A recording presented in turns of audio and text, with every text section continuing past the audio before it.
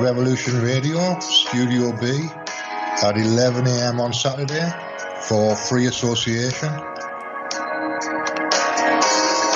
when we take a look at philosophy, spirituality, psychology, social issues, and geopolitics. It's every Saturday at 11 a.m. Eastern on Studio B at freedomslips.com.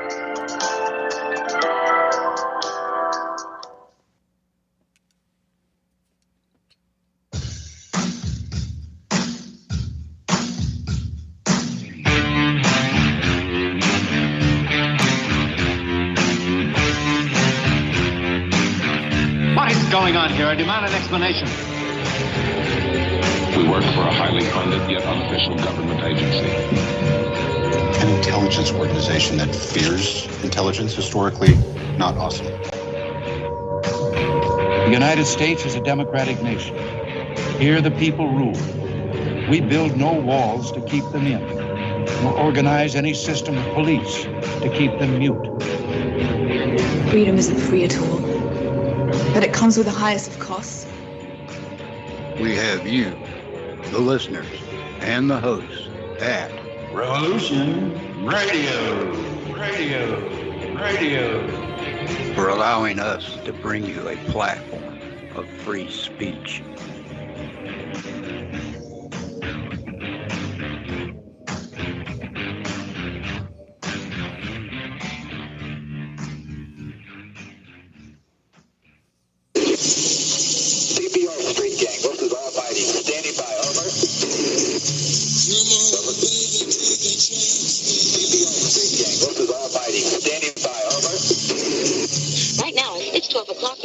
Another day closer to victory. And for all of you out there on or behind the lines, clocks for now. Wind is blowing cold and dark. On the road and no way out. Broken house, the smoking gun. On the run.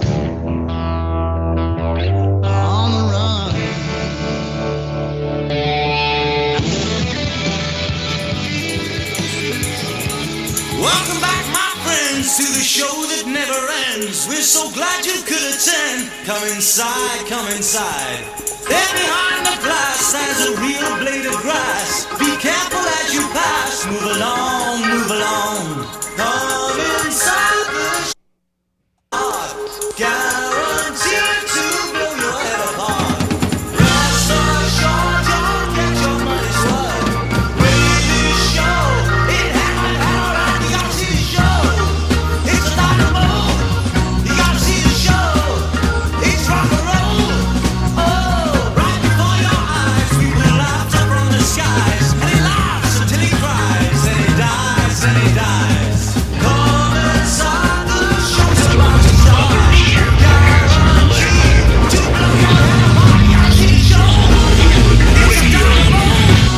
You gotta see the show. It's rock and roll.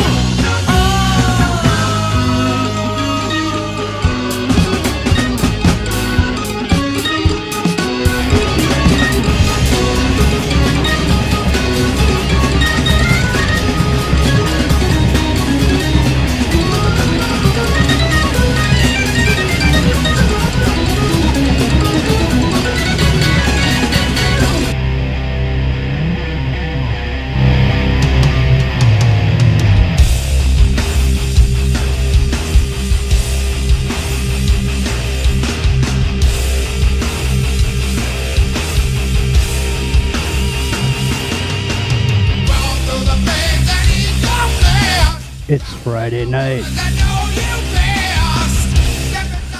My name's Jimmy.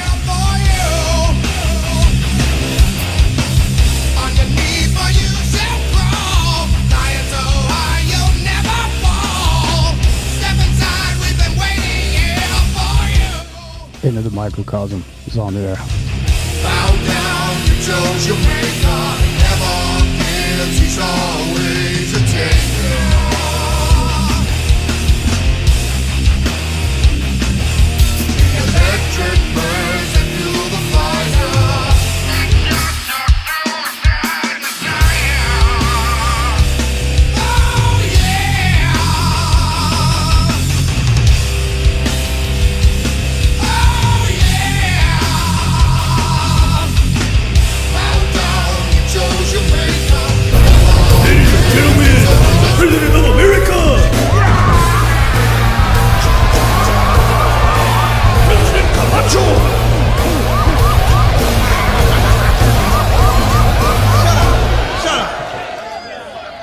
Get your monkey ass down. Chill out.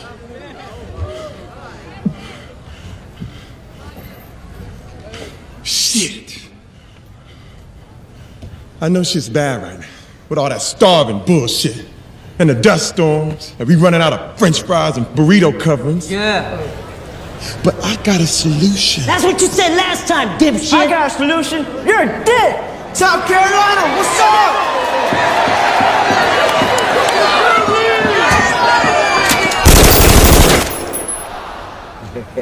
That's what I thought. Now I understand everyone's shit's emotional right now, but listen up.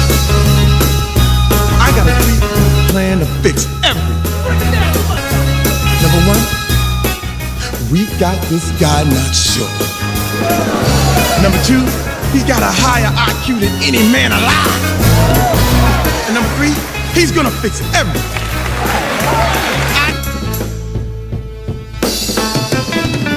Epic tournament.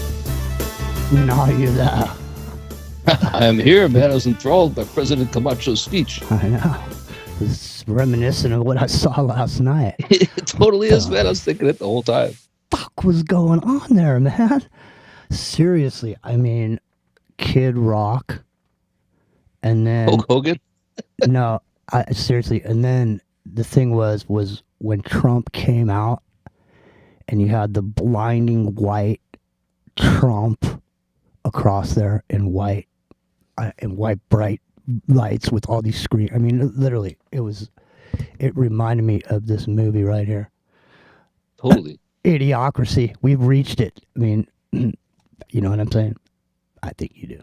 So how's it going? Yeah. How's it going over there on the islands? No cannibalism yet? Everything's... No cannibalism yet. We had some interesting things going on in the infrastructure today, but like last week, actually. But we handled it. It's all good. It's all good. Nobody can do the better. Well, listen, there's a whole bunch of stuff going on. Mr. Rowe is going to be joining us a little bit later in the second hour. Rock and Rio is unaccounted for. I have not heard from Bruce Macdonald. It's Epic Journeyman and myself here in the first hour. We're going to try our best not to get into too much of what we're going to be talking about the second hour. But seriously, though, there are problems going on. First thing I saw this morning when I woke up is that there were major outages going on, computer-wise and so on and so forth. And I saw gold going down. I saw a guy or someone or investment conglomerate put $130 million put options that expired today. So there was a whole bunch of stuff going on, and I thought, you know, I always consider, man, maybe this is that moment. But then as I was thinking that, I was also looking at my computer thinking I'm on the internet, and my computer seems to be working, so everything was okay for me. So my world didn't change too much today. How about yours? Did anything happen over there that you could talk about? I was lucky because of problems at work. I was awake at 2 and 3 in the morning looking at stuff, and I got the message that there's problems.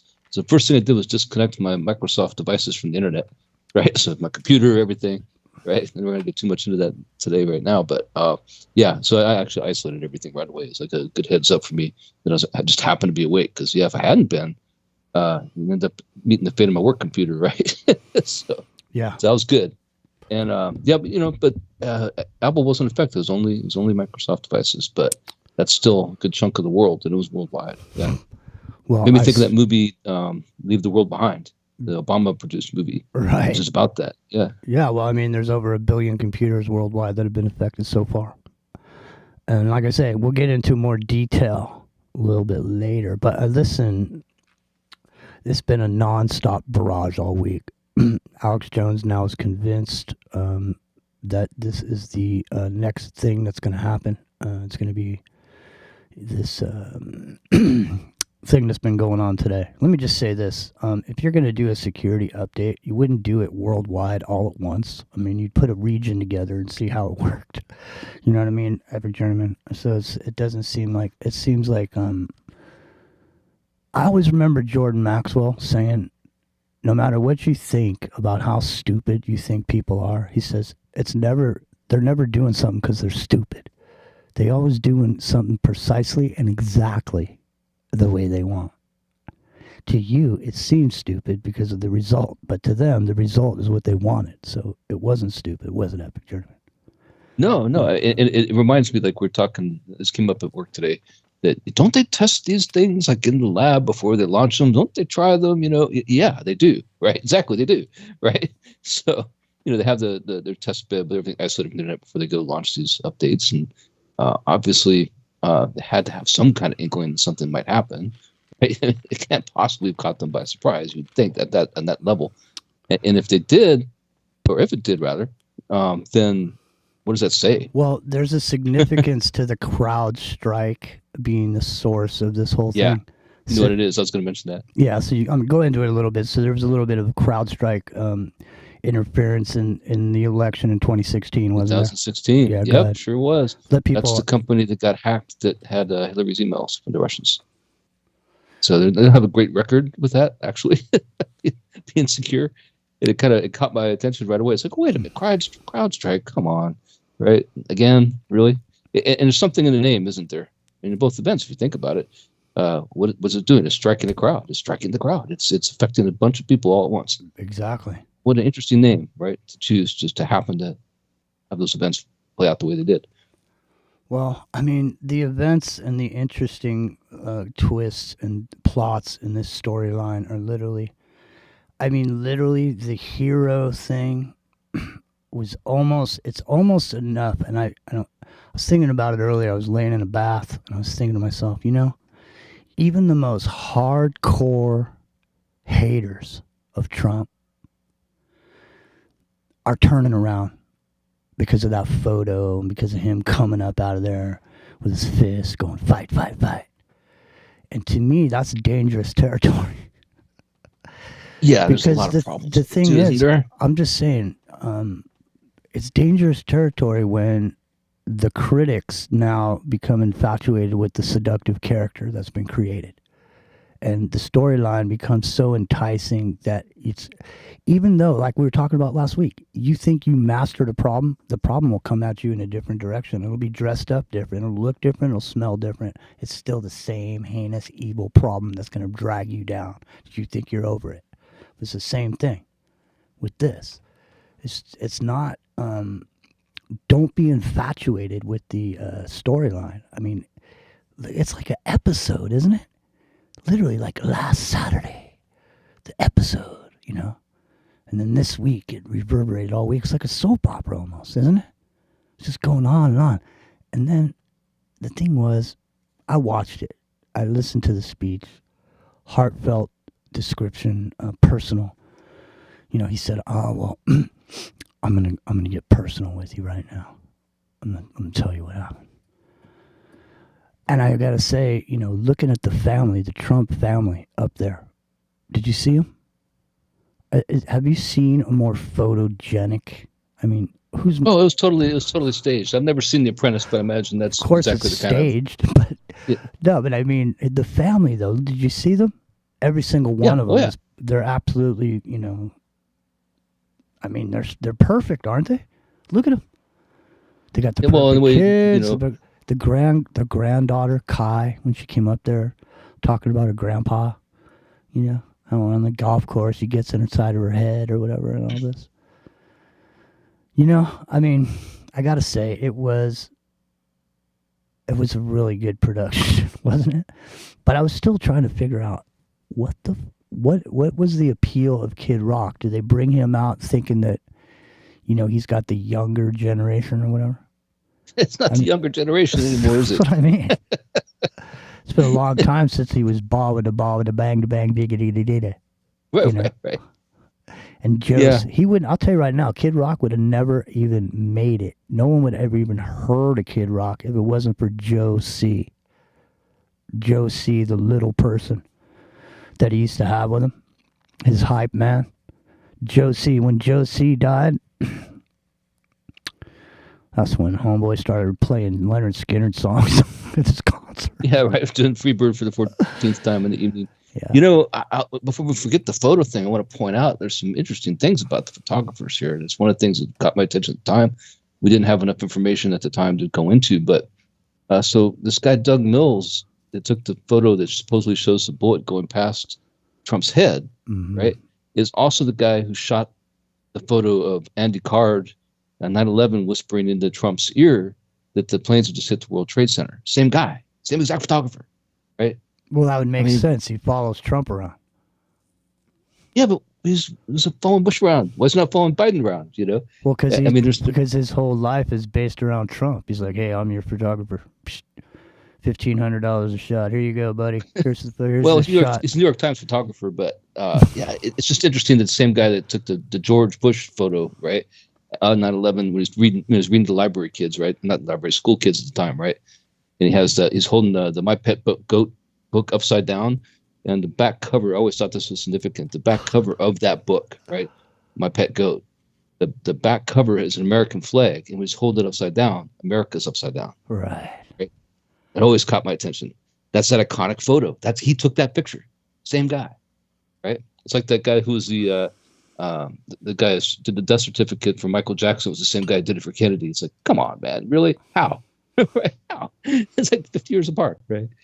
I think there was a really good moment in the RNC yesterday when Hulk Hogan was on stage, and he was on stage and he goes like this. He goes, I didn't come here tonight as Hulk Hogan.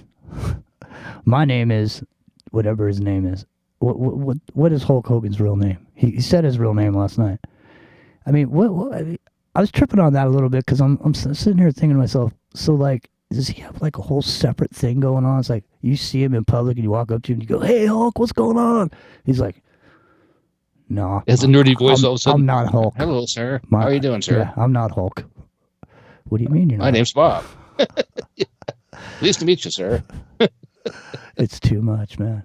It's supposed to come out there. Hello, brother. There's nobody. Everyone's an actor at this point. Everybody's got a video camera on themselves, you know? He's taking video and selfies. So listen, there are so many anomalies with this thing. It's not even funny. And we're gonna get into it next hour, some of it. More importantly, next hour, but we can touch on some of it now, some of the obvious glaring things. So pictures have emerged, obviously, of a dude on the water tower. There's been analyzing of gunshots. It says there's 3 separate reports from 3 separate firearms. What else? There's a girl on the Today Show the next morning, Sunday today, because it's a special episode, who's there, and she was in the bleachers. The guys who got shot, the 2 people who got shot, she was like 2 seats over, or 2 spaces over when they got shot, her and her son. And she was saying, I was there. I could see the building where the guy was shooting from. He's over there. And she's pointing like where, for her, remember, looking at the guy, right, is. The shots are coming from over there. And she's pointing across her like left shoulder, right? And I thought they're behind the bleachers or something originally. This is all like Lifetime the next day before people have had time to really, get to people and get the story. Right. Evaluate something. Thanks, Mark. Thank you, Mark. Appreciate that. Go ahead. So it's just interesting to me that, and remember when we were talking, I mentioned about the water, like why was everything watered down, like it was hosed down?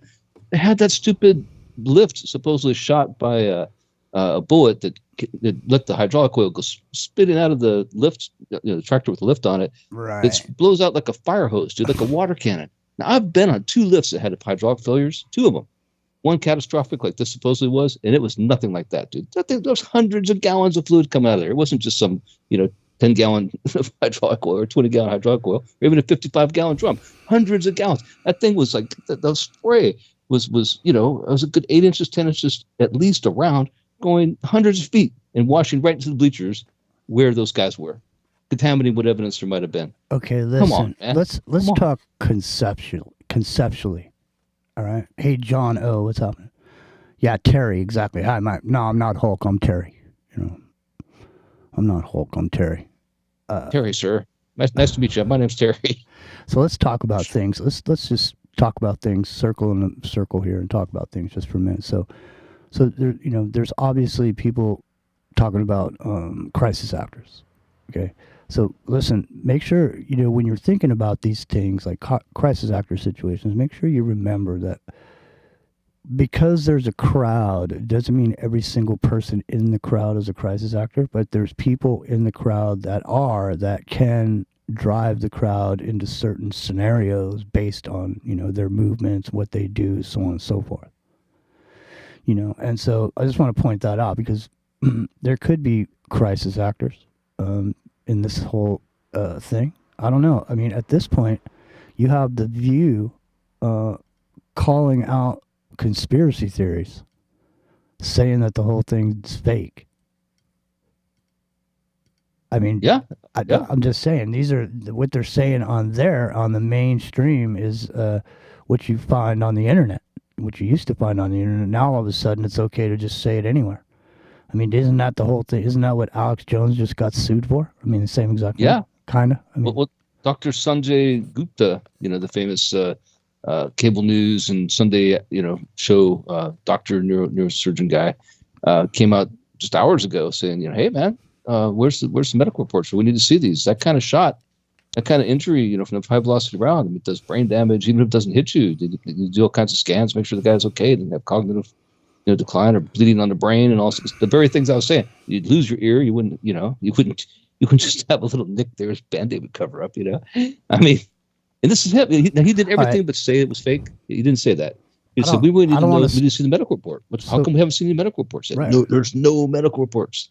I don't want to start no shit, but I'm just saying, has anybody even looked? Is there any death certificates? Is there any autopsy reports on the people that were shot or hit in this whole thing? Because apparently... and they covered his face out of respect with the towel, supposedly, which I'm not doubting. Hey, man, I'm not saying the guy didn't get shot. What I'm saying is, and at the time I didn't say that, what I've thought at the time and what I've still have doubts about is that, it doesn't take, like we're talking a whole audience of crisis actors, it doesn't take that.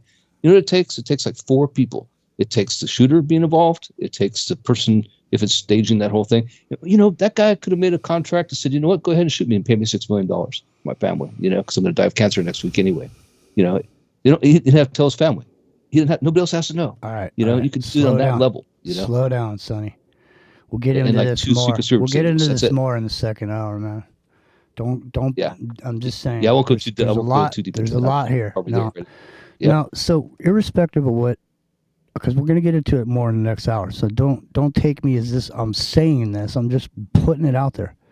This shit reminds me of Wag the Dog, and it does in a way because it was like this dude comes out with a song the very next day after this happened. This dude Tom McDonald, all right, comes out with this song, and it reminded me. It came out so fast. Old Shoe, dude. Yeah. It totally reminded me of Old Shoe. Exactamundo. It reminded me of Old Shoe, and it's. Listen, I'm gonna play this song right now for everybody in case you haven't heard it. And I'm not saying I don't like the song. I do like it, but what I'm saying is it seems a little bit. And I mean, there's a whole, I don't know. Here you go. It's called "You Missed." It's in the microcosm. They burning the country down with their progressiveness. It started with changing what gender is, then graduated to your racist if you think that your life matters and your skin don't have melanin. They don't want peace, they want skeletons. They want men to pretend that they're feminine. They don't want an election, they got so offended by freedom that they just try killing the president. I used to think that the woke were misguided, but now I can see that they're evil. Twitter is angry that Trump isn't dead. You know who got shot? Innocent people. Thought y'all were tolerant, thought we were equals. I thought you valued how everyone feels. Then why are y'all celebrating an attempted assassination like you're part of Antifa?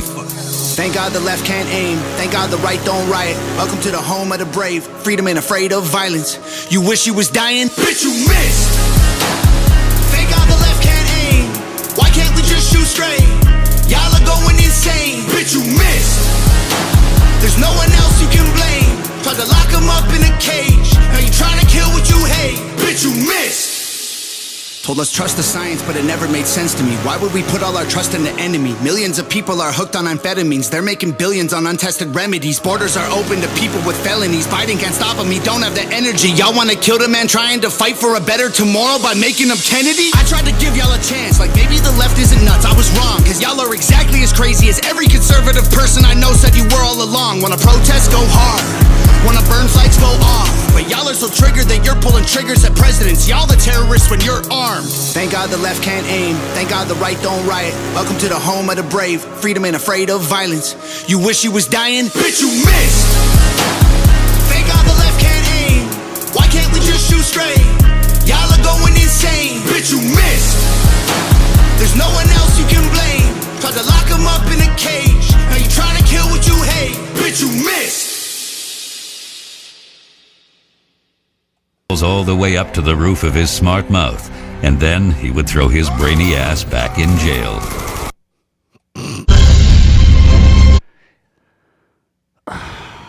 Man, there you go. Listen, I don't hate the song. I like it.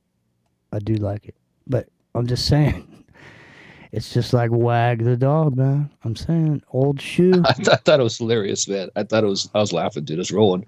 I mean, it's dude, old. It's old. It's pretty funny, man. To me. It was pretty funny. All right, listen.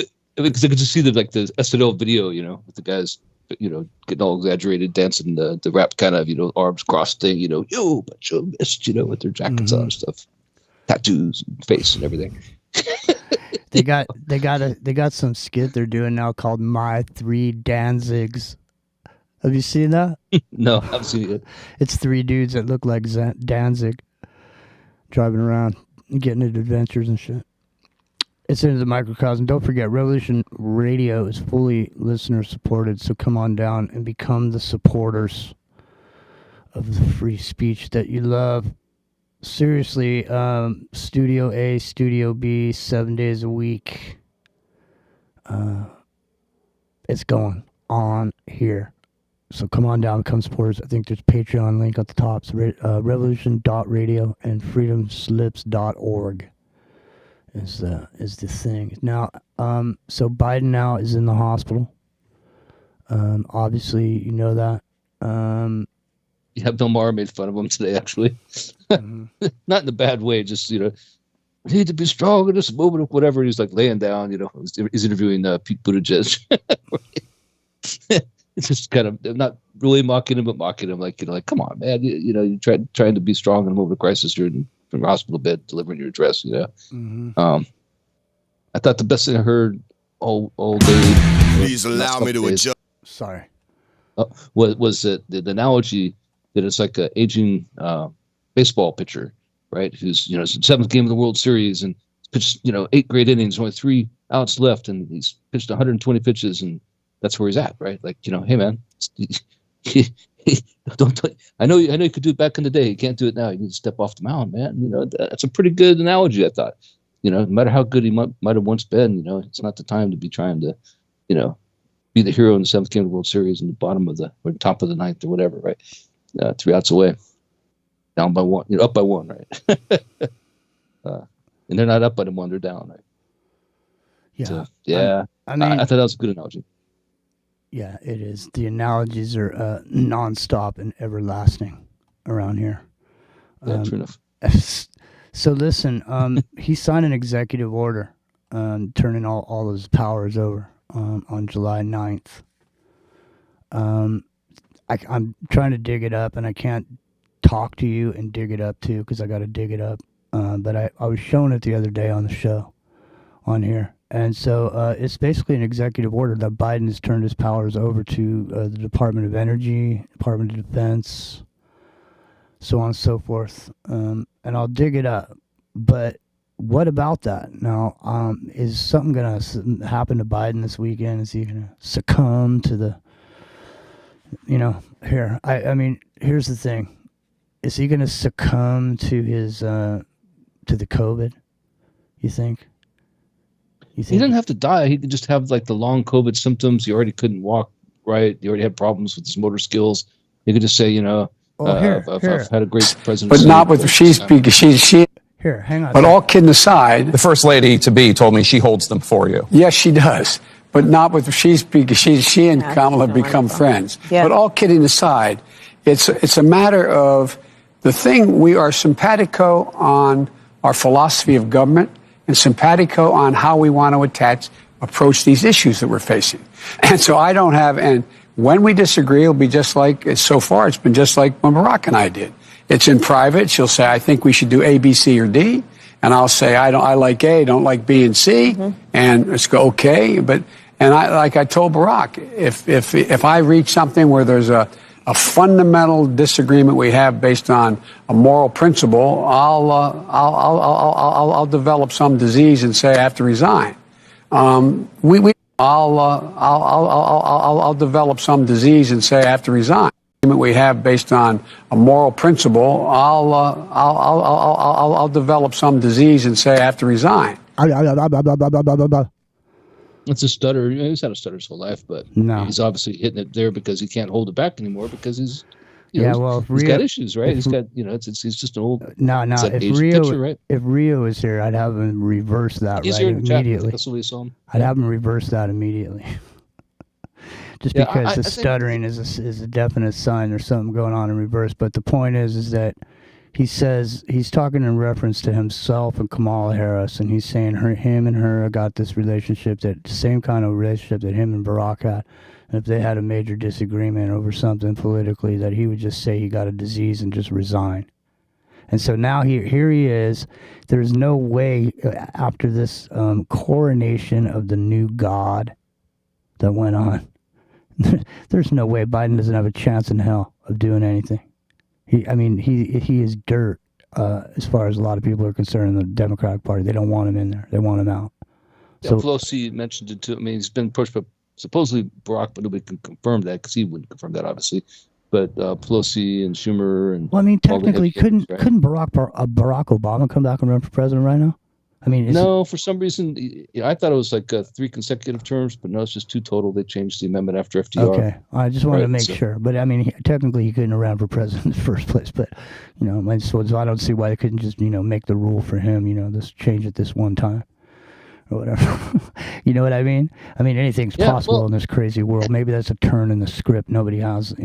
I mean, they say that generic Democrat still beats, other than Kamala Harris, which I think's ironic, right?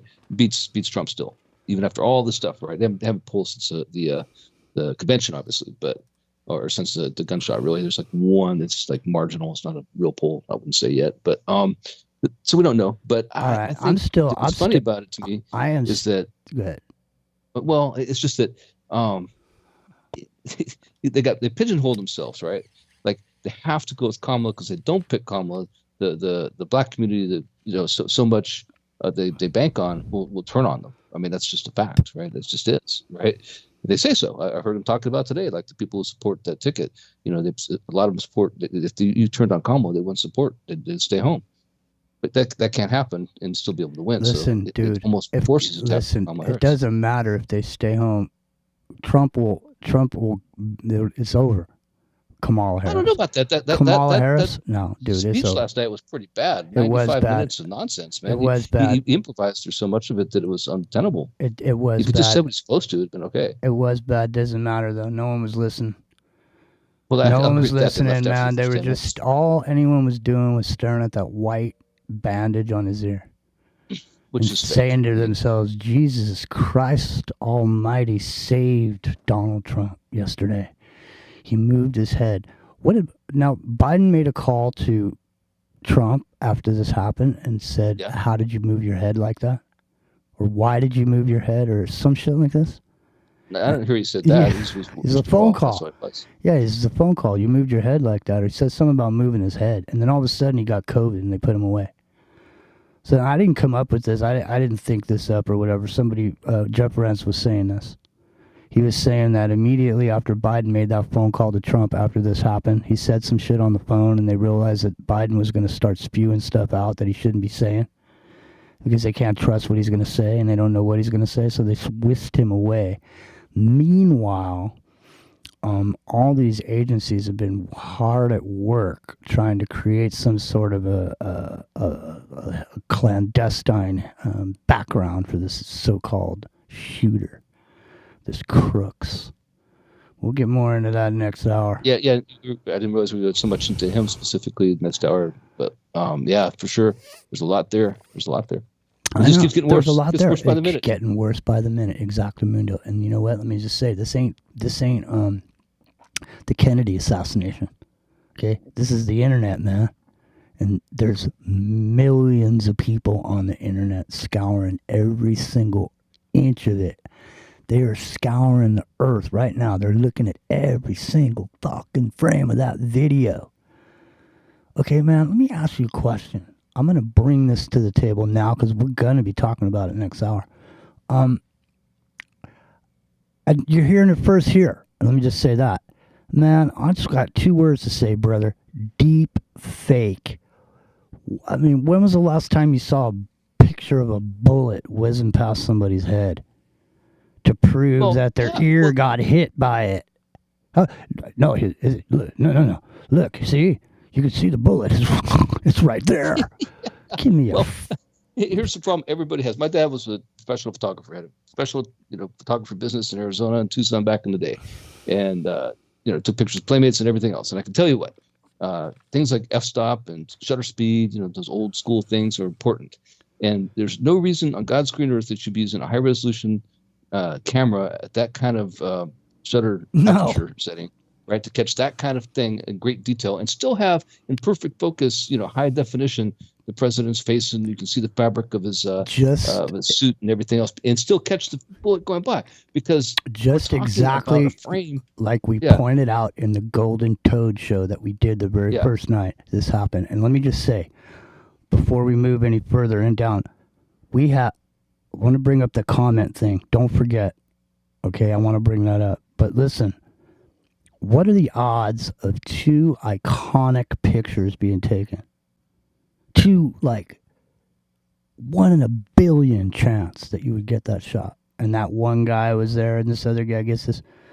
Listen, the other thing we noticed on the show we did originally when this happened, we noticed that these dudes in the front, these warriors in black with the helmets and the machine guns walking back and forth, look, with boots, those laced up boots and the black pants tucked in there, and they were marching back and forth with these guns, and they were handling these guns in such a way that was not tactical. Their eyeballs were looking in a direction their gun wasn't pointing. Opposite their guns, right? Right. It's ridiculous, man. They went over and stood in front of somebody. I said, look at him.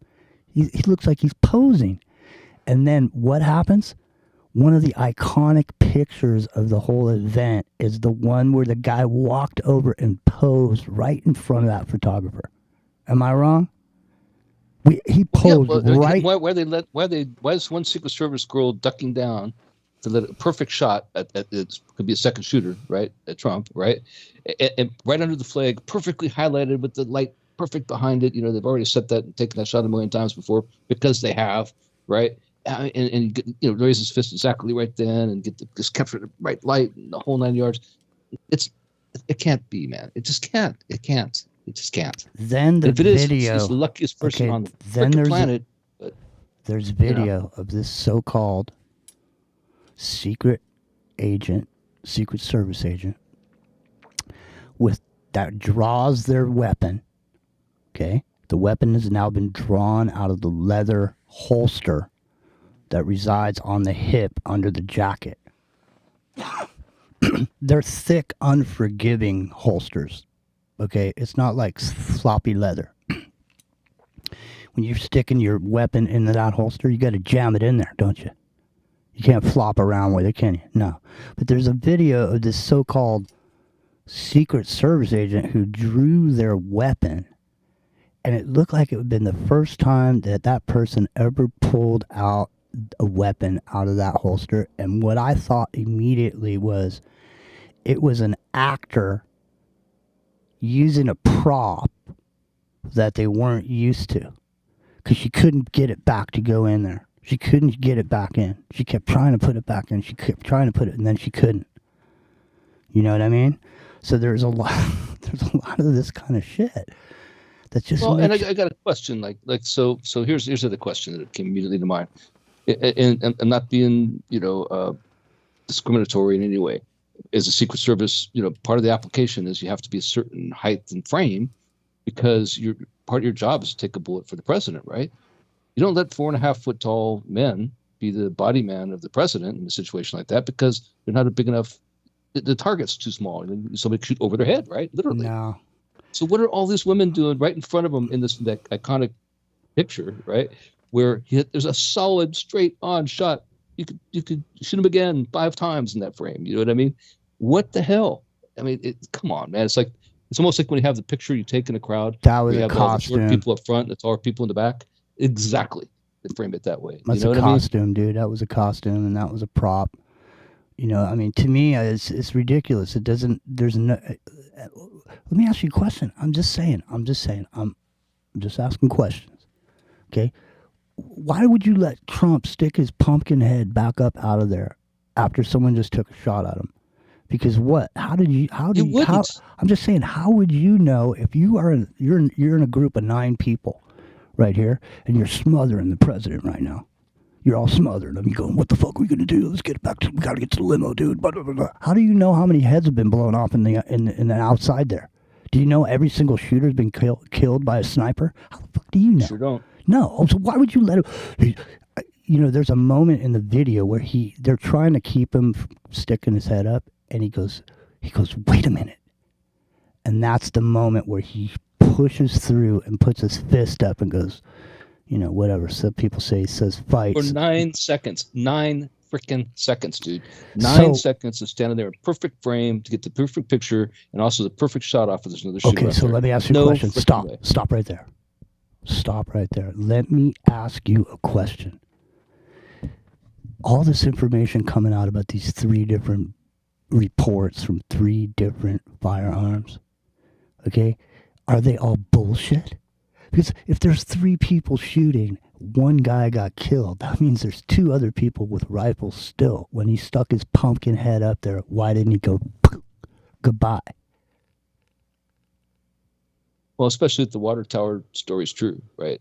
That guy's you can see the guy right? on there. You can see the guy. There's somebody up there. I'm not saying who it is. I'm not saying they have guns. It could have been Secret Service. It could have been a Secret Service sniper. There could have been. Could have been. Why not? Oh, well, they were scared to go on that roof there, the slope. Yeah, that was the dumbest thing I've ever heard in my life. The White House is pretty sloped, right? Come on. Yeah. They're making a whole big deal about this too, like this whole it's DEI and all this stuff, right? Like, why are these menopausal women up there protecting the president in the first place? And why are they there, right? I mean, it's no offense to menopausal women. I'm just saying, like they're short and they're not in the best shape. I mean, look, you can say they're all wearing bulletproof vests. Okay, they are. So what I'm but they're not. What I'm not asking in great shape. These aren't top. What I'm athletes asking we're talking about here. I'm asking you because we're coming up 15 minutes till the next hour. I'm asking you right now. Are you telling me that you think Trump dodged a bullet the other day? Like, because he moved his head, his ear they only got his ear. I mean, seriously, if you're... There wasn't a bullet. Listen to me. I'm going to say, if there was a marksman involved in something like this, I'd be more inclined to believe he was so good he could shoot the top of your ear off. Yeah, there you go. Yeah, period. Exactly. Because that's the kind of people that shoot these high-powered rifles. They're the kind of people that could take the top of your ear right off and just give you a warning. So what I'm wondering is, he said he moved his head. Now, he turned his head to the right, didn't he? When he turned his head to the right after he pointed in the direction of the shooters, supposedly at the teleprompter. We'll say that's true, but he's pointing at the direction where the shooter is for 40 seconds. And right before he puts his hand down, he gives the OK sign. He holds the OK sign. Mm-hmm. And then he puts it down and he says, you want to see something really awful, right? And then the guy shoots him, supposedly, right? Mm-hmm. But, it's like a countdown if you look at it that way. It's like, here's the OK sign. I put the hand down. I'm not saying that's what happened. But I'm saying that wasn't a bullet. That was not a 5.56 round. No freaking way. If somebody wants to find out the truth, Here, I'm just throwing this out there. Okay. Don't get mad at me if people would do what I say and find out the truth. It's not my fault. I'm just telling people it's a good idea. I would find out, what the speed of sound is. And then I would take a look at when that crowd starts moving in relation to when the gunshot happens and when his ears hit. Because when you hear the bang, the bullet's already at the target. So... Funny you should mention that. I know exactly that because submarine sonar tech and acoustic analyst. It's 1,020 feet per second, basically, is how fast the speed of sound is. And a 5.56 round goes 3,200 feet per second, right? So 3 times that and some change, right? So not only would you never have heard it before it hit you at all, right? But it's going so fast it's going to burn your ear if it took that part of your ear off and nicked your ear. And it's going to do actual damage from the shockwave. It's going faster than SR-71 jet, back in the day, Blackbird, right? That's how fast that round's going. It doesn't matter if it missed you or most of you. The fact that it hit you at all would knock you in your ass, dude. No effing way. I'm telling you right now. It's bullshit. Someone should analyze when that crowd starts dropping, when the bullet hit, sound came, and people started dropping. Because there's a woman, we were watching this in the ultra slow motion mode on Google, and there's a woman behind Trump with a red hat on. She drops faster than the towers on 9/11, man. And it was in slow motion. I couldn't believe how fast she was moving. I'm thinking to myself, she was moving way too fast, man. And that's when I thought of this thing here with the sound and the bullet hitting and her jumping down like that, because it seemed a little bit out of sync to me. But who knows? There's many anomalies in this whole situation, and we'll get into some of those with Mr. Rowe. Because, I have a specific idea, and I mean, I guess it's not too early to say it. I don't want to say it too soon, Epic Journey, but I think there's definite AI involvement in this whole thing.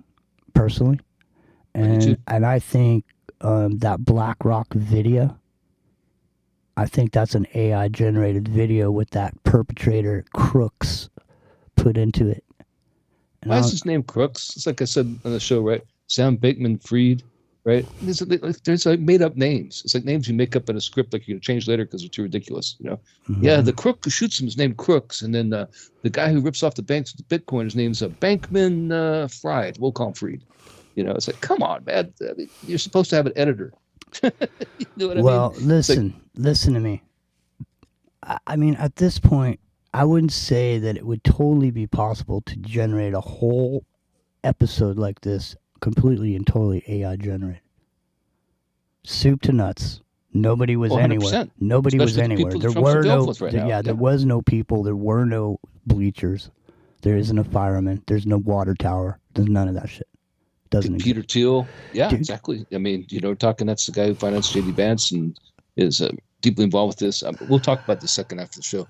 I couldn't believe some of the people I found out were involved in this as far as behind supporting Trump now and J.D. Vance. It's fascinating.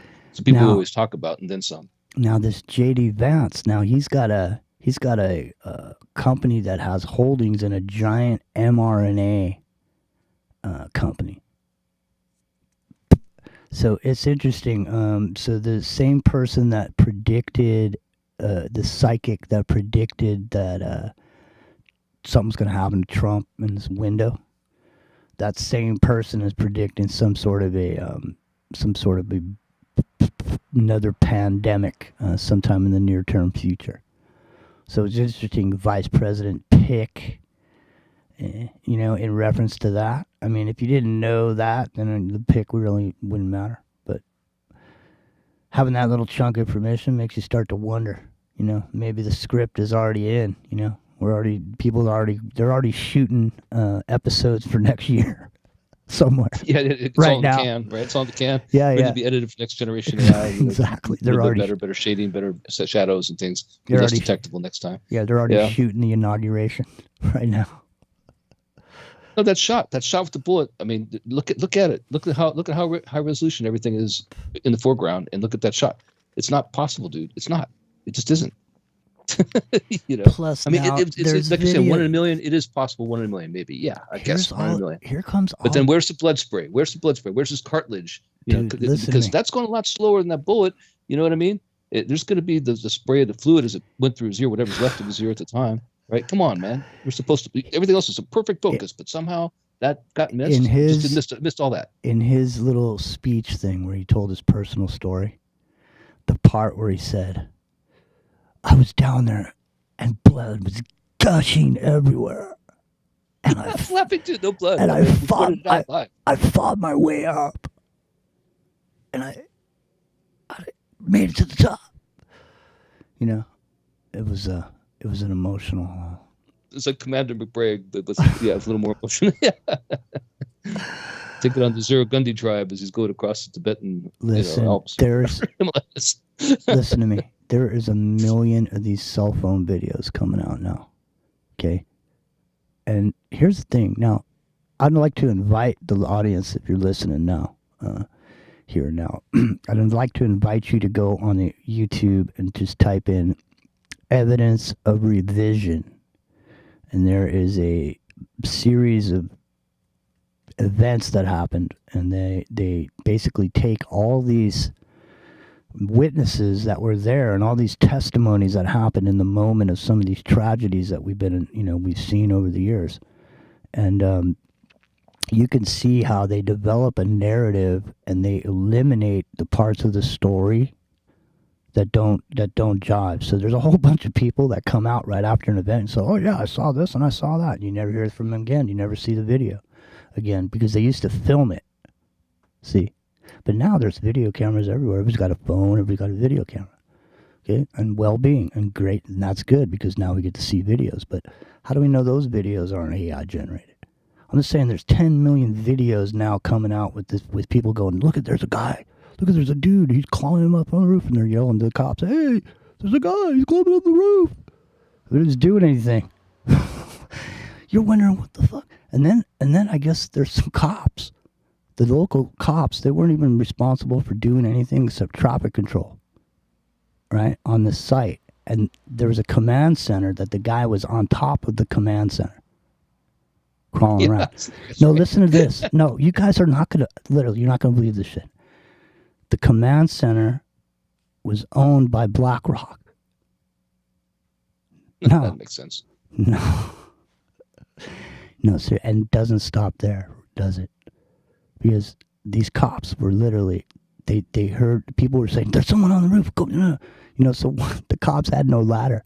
So the one cop stood on the shoulders of the other cop and looked over the top of the roof. And when he did, the guy that was up there said he was going to shoot him in the face, and the cop jumped down. Cue the Benny Hill show music, right? I mean, yeah, I mean, it's hilarious. And the thing is, the best part is that the guy had staged the gun ahead of time. The rifle, he didn't take the rifle in with him. Nobody saw him carrying the rifle in. He got the rifle because it was already staged there. They saw him with the rangefinder walking around. Hold on. Stand by. Don't go berserk yet. We still got time, Sonny. Let's go berserk about it. Here comes Bruce Macdonald. He was coming here. I'll get you, Bruce. Hang on. It's top of the hour. So listen. The thing about it is that I saw a tweet that said they went there to the site and they went on Google Earth and they were looking down at the site. You can do this on the break, ladies and gentlemen. If you got a computer there, just go to Google Earth. Go to where the assassination happened and look at it down from Google Earth. And the guy and the post that I saw, it's the area where these buildings are, these BlackRock owned buildings. It's called the grassy knoll, dude. It's called the grassy knoll, dude. I was sitting here because I heard that. You gotta go and check it out. I couldn't tell. I couldn't confirm that. Yeah, but if that's true, it's like, come on, man. I mean, how much more obvious do you have to be, right? Like, how much more obvious? Listen to me. Just put in your face, right? The thing is that at this point, it's pretty much all it's all over, right? I mean, he was coronated yesterday. I mean, they were supposed to. Wasn't he supposed to get sentenced the other day? On my birthday, yeah, 7/11. He was supposed to be sentenced. But they didn't even talk about it anymore. It's like it just went away. Yeah, it's September now. September. Okay. Probably September 11th. Watch. No problemos. You better learn how to start speaking Spanish, homeboy. You know what I mean? I'm telling you, I'm going to down visit Bruce. I'm going to become an ayahuasca shaman. That's what I'll do. It'll be my new gig. I know. Come on down, find your spirit animal. Epic All right, will show you the way. We'll be right back, and believe me, stick around. Please allow me to adjust my pants so that I may dance the good time dance and put the onlookers and innocent bystanders into a trance. Sitting in the microcosm. We're going to be right back.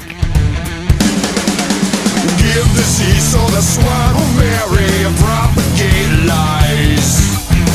Tough luck for elected officials. The beast you see got 50 eyes. Bring it on home, spread the wealth, play it cool, the hand's been dealt.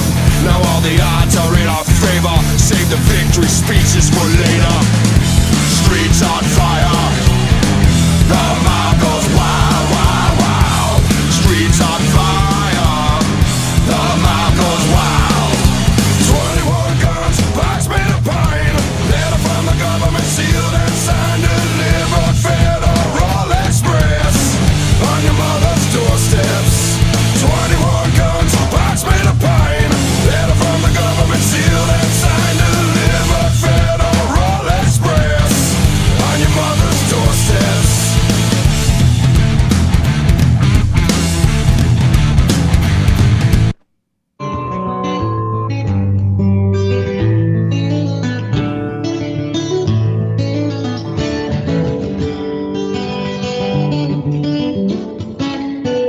Listen to Revolution Radio at freedomslips.com, and we'll be right back after this message.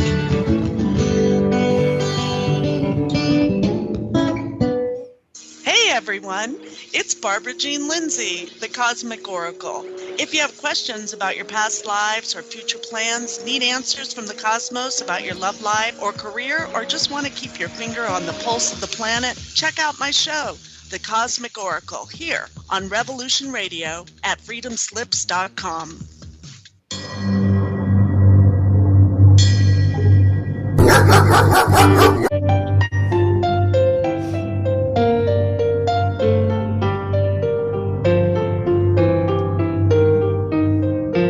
Did you ever feel that things were not quite right? That everything was just ever so slightly askew? Do you have, to paraphrase Morpheus, a splinter in your mind?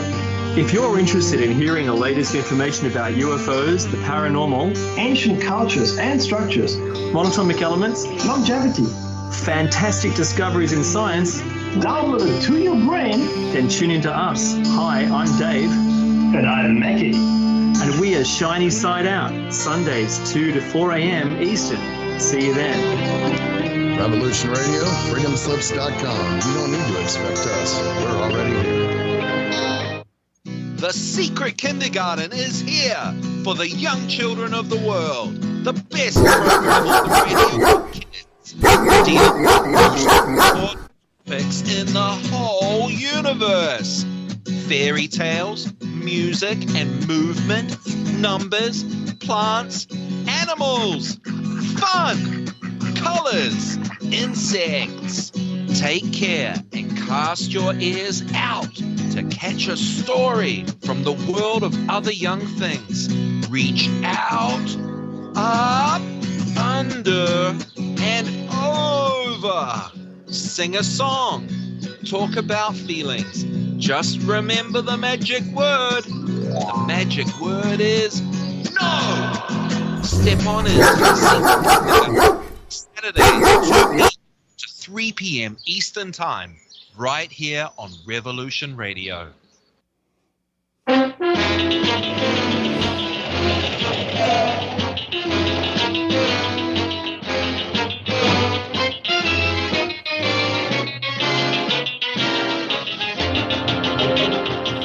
check in every Thursday night for the Crypt Rick and Jonathan Show. Studio A, 6 to 8 p.m. Eastern Standard Time, right here at the #1 listener-supported radio station, Revolution Radio.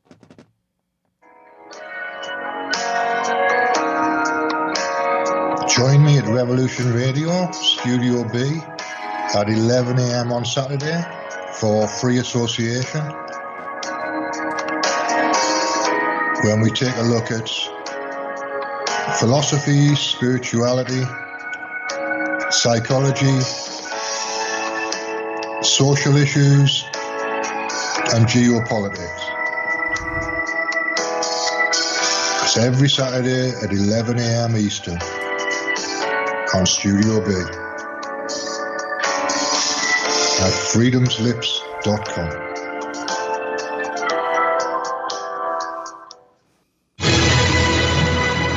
Thank everybody for listening to Revolution Radio at freedomslips.com, the one place where information never sleeps. Revolution Radio.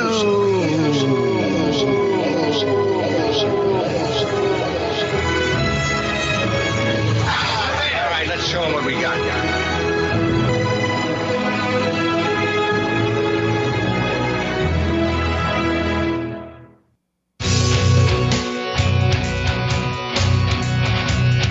Thanks for listening while we take that short break here at Revolution Radio, freedomslips.com. And yeah, we're going to get back to your host.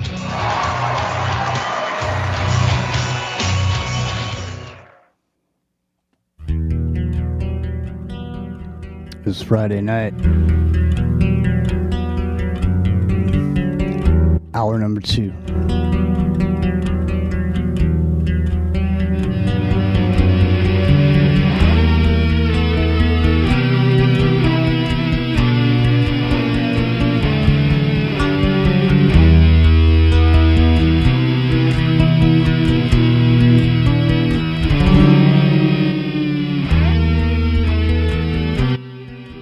Into the microcosm. We're on the air.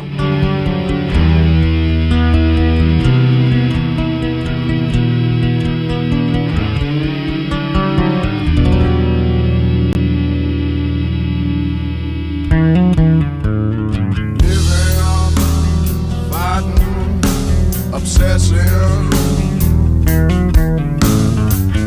just as long as I can share it all.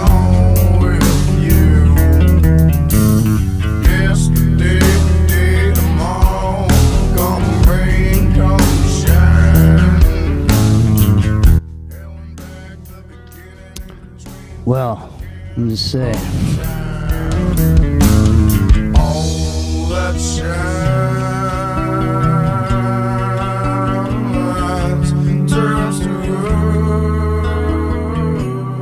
gold. Easy to get caught up in this storyline.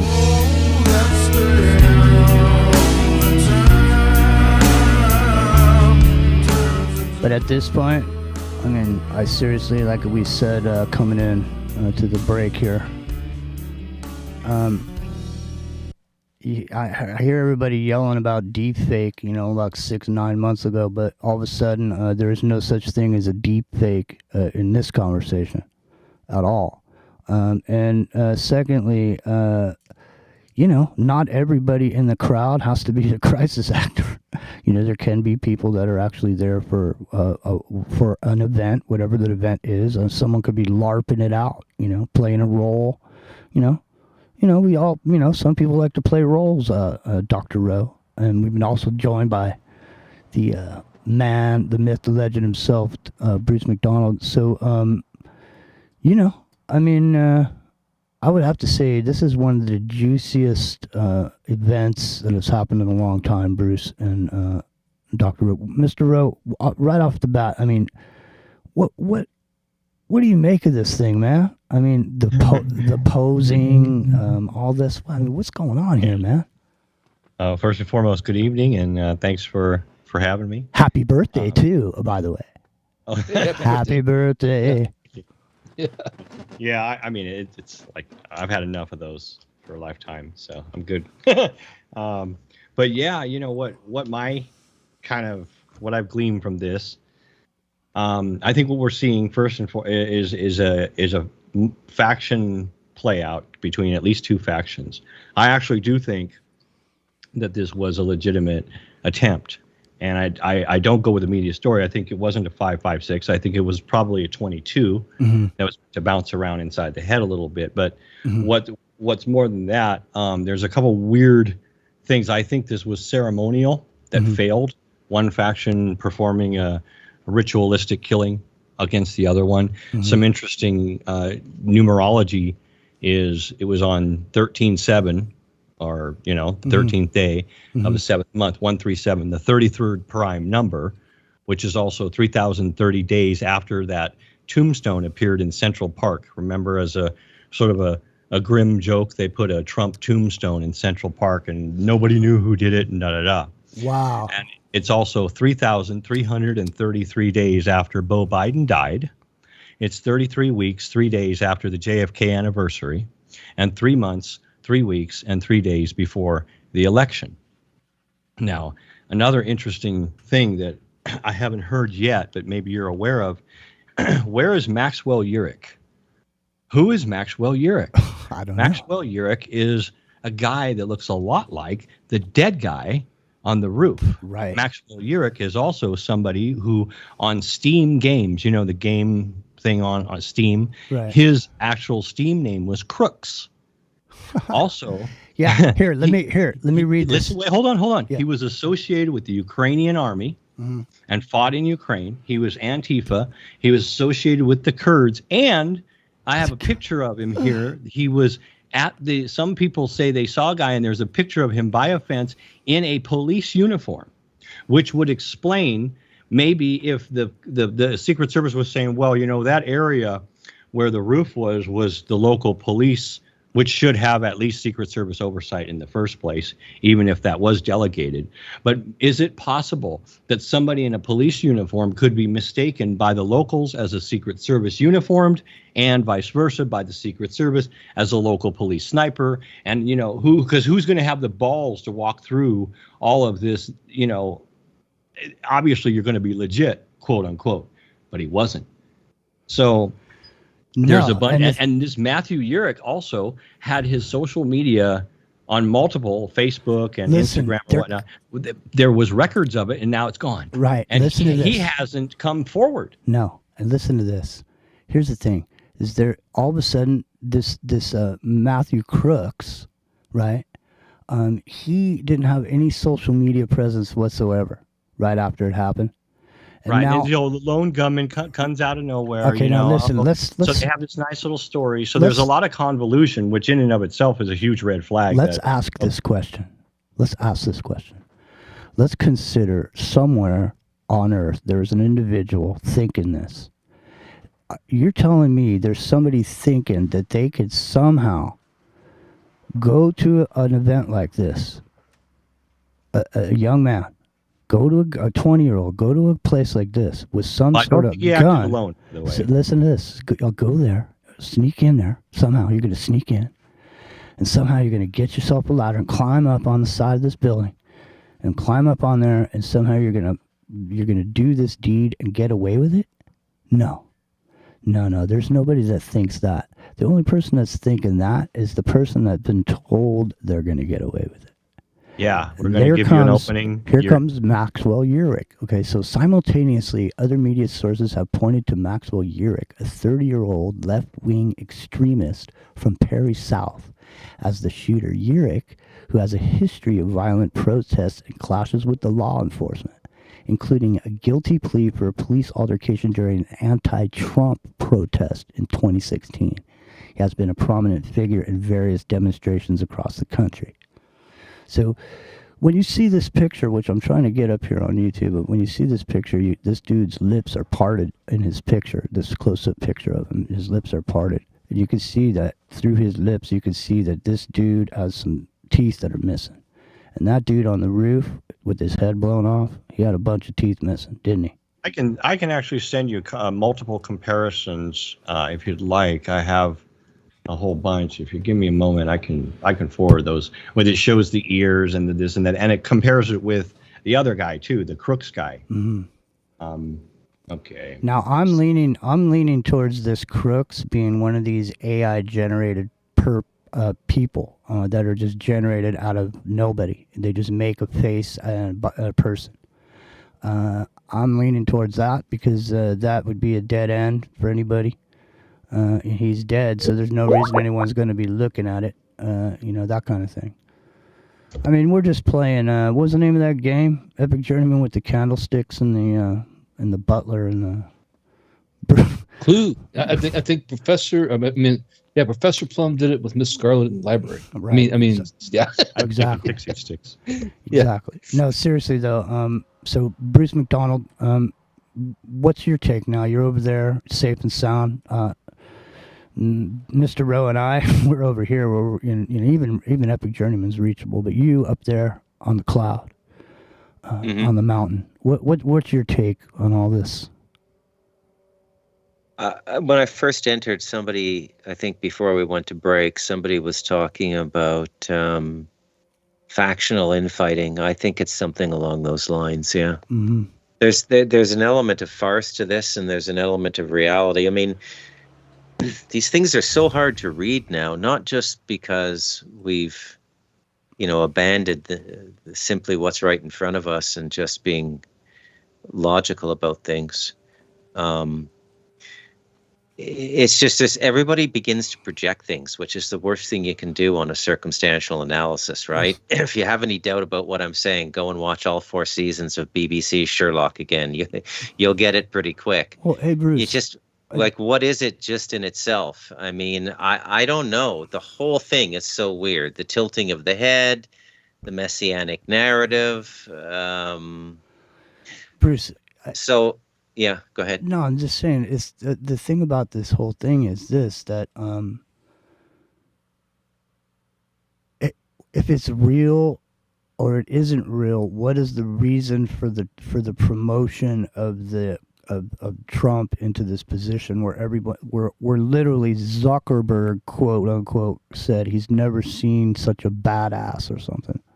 Yeah, that was. Yeah. Even the imps are bowing. It's weird. That's what I mean, and it's and the thing is like, why would they let a conspiracy theory about a staged event come out on national television from The View, when exposing that type of thing, like Kathy Gifford shootings and all these things that have happened over that people have had questions about, Yeah. I have a theory, but I'll save it for later. Well, come on, man, bring it to the table, man. It's 10. Well, I mean, it's pretty profound. So, I mean, maybe it's not. It's profound to me. Maybe not this one, but so check this out. When I did Easy, my Tiger. Back in 2017 on Digital Human with BBC, right? Alice Grotowski. We had. Well, hold on a sec. You were on the BBC? Yes. What were you talking about? Mandela effect. Oh, so we had Donald Hoffman was one of the experts. You didn't know that, Bruce? We talked about, anyway, a bunch of people were on there. But the cool thing was they led into it talking about in the between scenes, between parts of the show.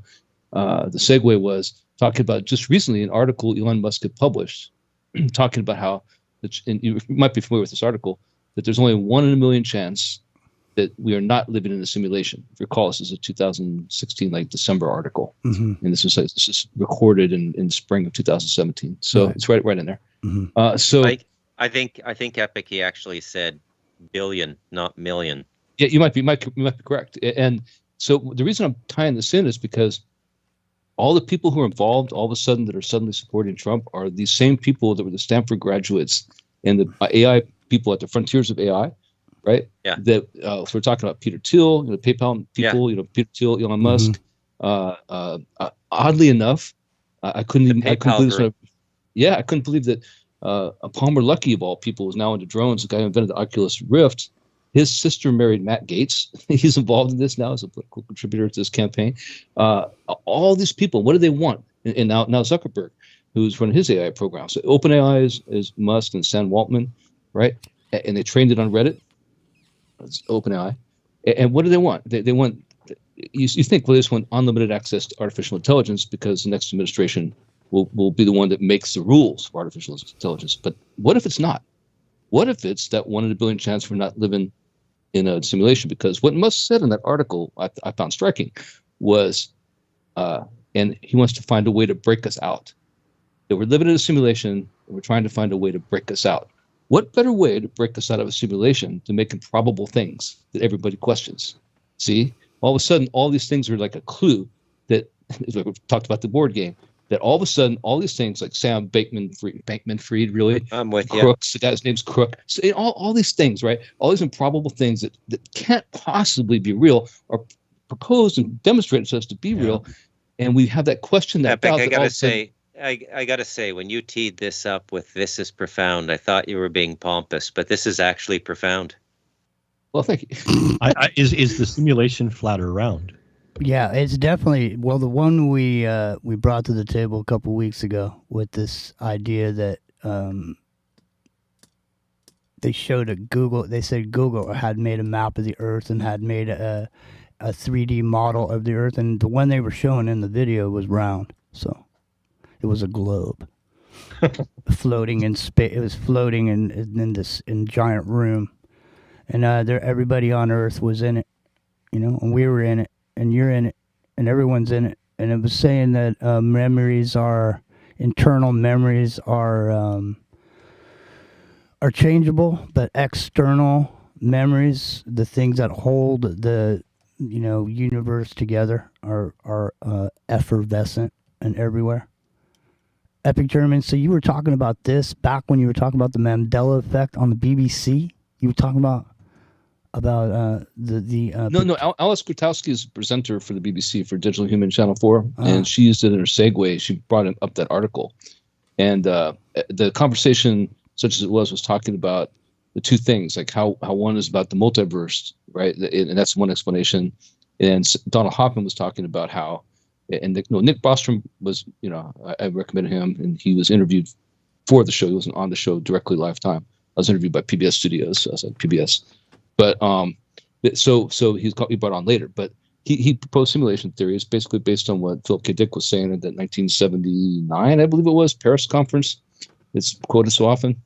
Mm-hmm. About how you only know it's deja vu is the only time you know you're in a simulation. That's a computer-generated simulation. He proposed it before Nick Bostrom did, but Nick Bostrom did it scientifically, right? And so what Donald Hoffman was saying was that every time you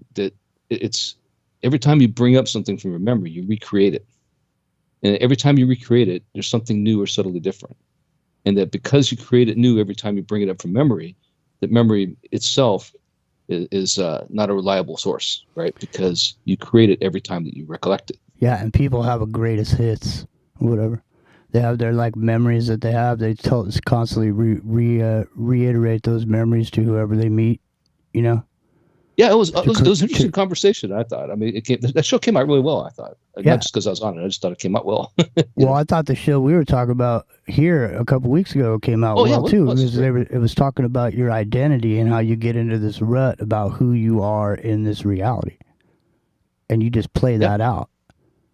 You just play it out, Mr. Rowe. So, but back to where we're, that was profound too. I have to agree with Bruce. It's breaking us out of. How do you break us out of the simulation? That's the context. But the thing is, breaking us out of the simulation. Okay, so now what happened when slaves got freed? Okay, they stood around going, "What now, man?" So I mean, that's kind of a parallel to the whole, universe created by an archon. Or a mini universe that was supposed to be created, to be a place where greater, higher beings could incarnate like an amusement park, and then things got out of control.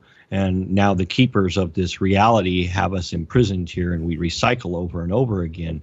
And the goal is to exit out into the free universe where our free spirits can continue. And that's kind of a parallel. That we're locked in a quote unquote simulation. I mean, it's just using different words, and the goal is to escape. It's a prison, right? We're locked in somewhere, and we want to get out. Well, let me get back to the simulation at hand, and let me ask you guys this question. So can it be a hybrid? Can it be both things? Because here's the thing I don't understand. If you go down a road that you say, well, there's so many weird things going on here that this can't possibly be real.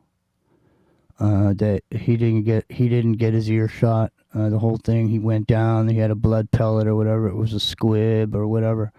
They were all actors. You can go down that road. So if that's the case, then why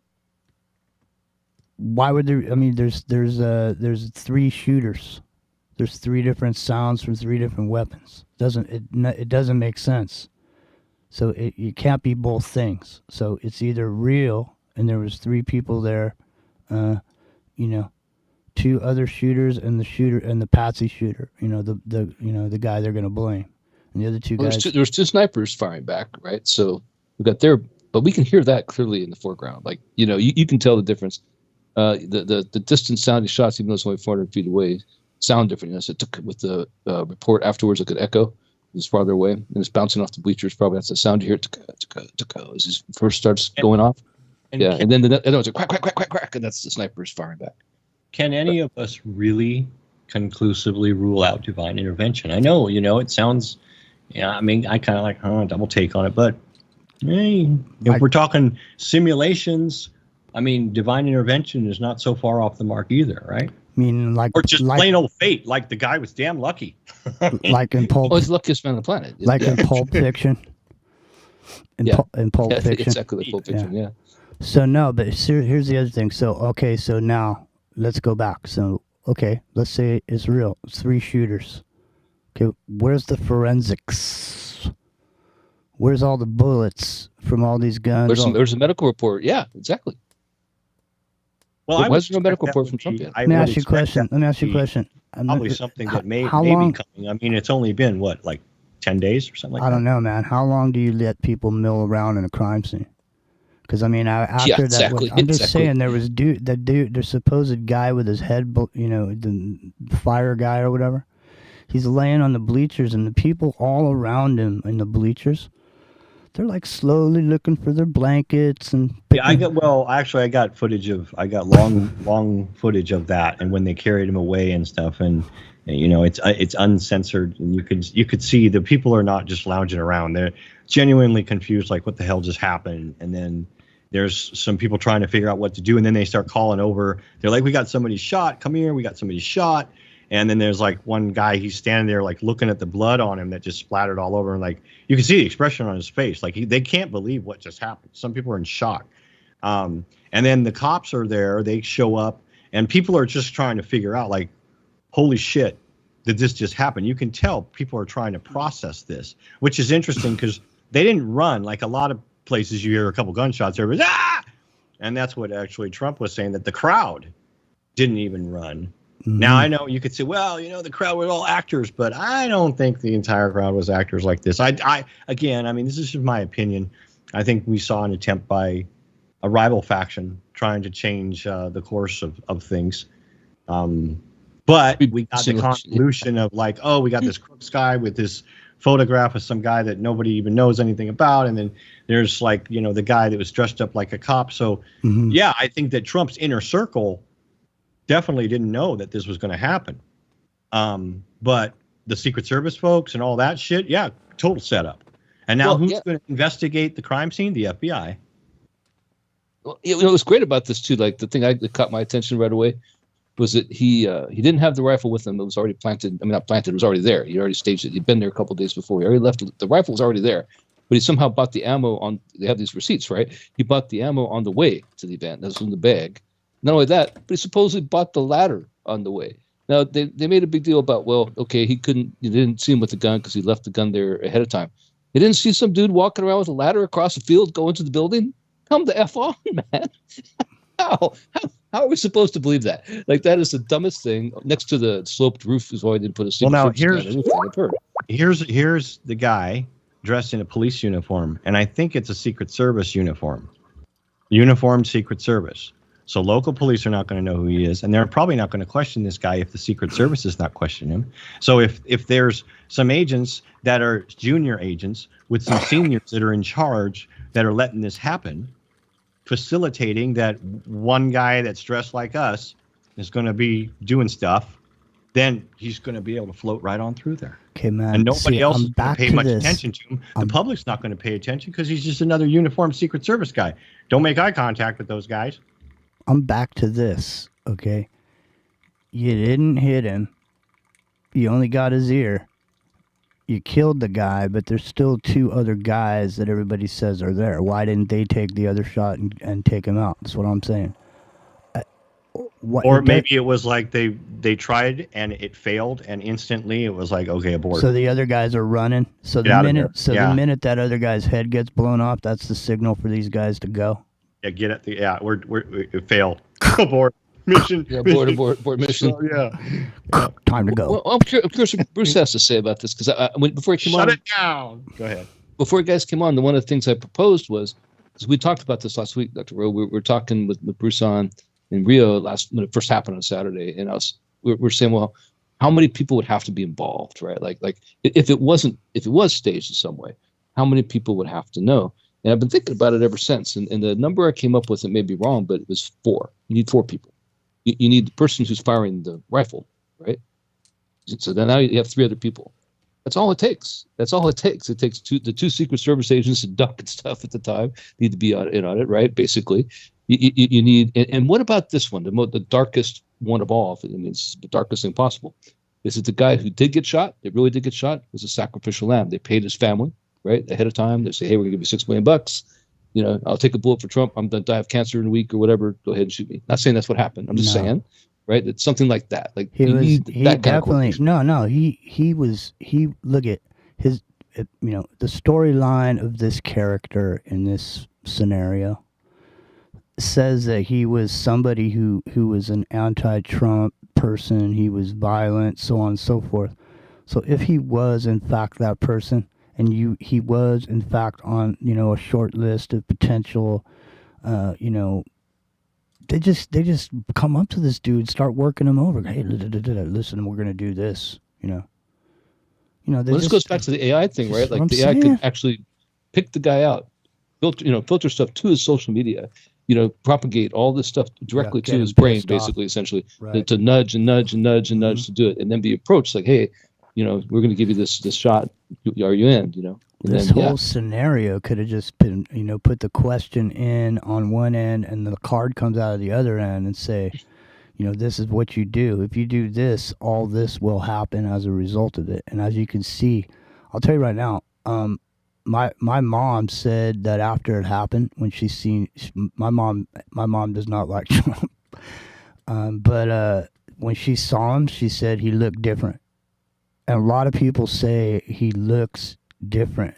So he did look different right away, like the look on his face. He looked lighter, like he didn't look so. But he definitely turned into the golden toad last night.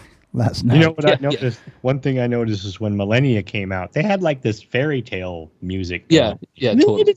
I was like, okay, guys, this is a little bit cringe. It was. I mean, it was nice and all that, but I think they went a little bit too Disney or something. That's what I mean. Well, that opera music is from when they kill all the traitors in some movie, isn't it? I forget what the movie is, but yeah, that's somebody pointed that out online. That actual that music they played, the opera music, is the music from when all the traitors in that story. Let me ask you, what's the difference between that RNC convention over there and the assassination attempt? It's exactly the same, isn't it? It's like a giant production. It's like cameras everywhere. You know what I mean? This is people coming out, lights flashing. Kid Rock jumping around.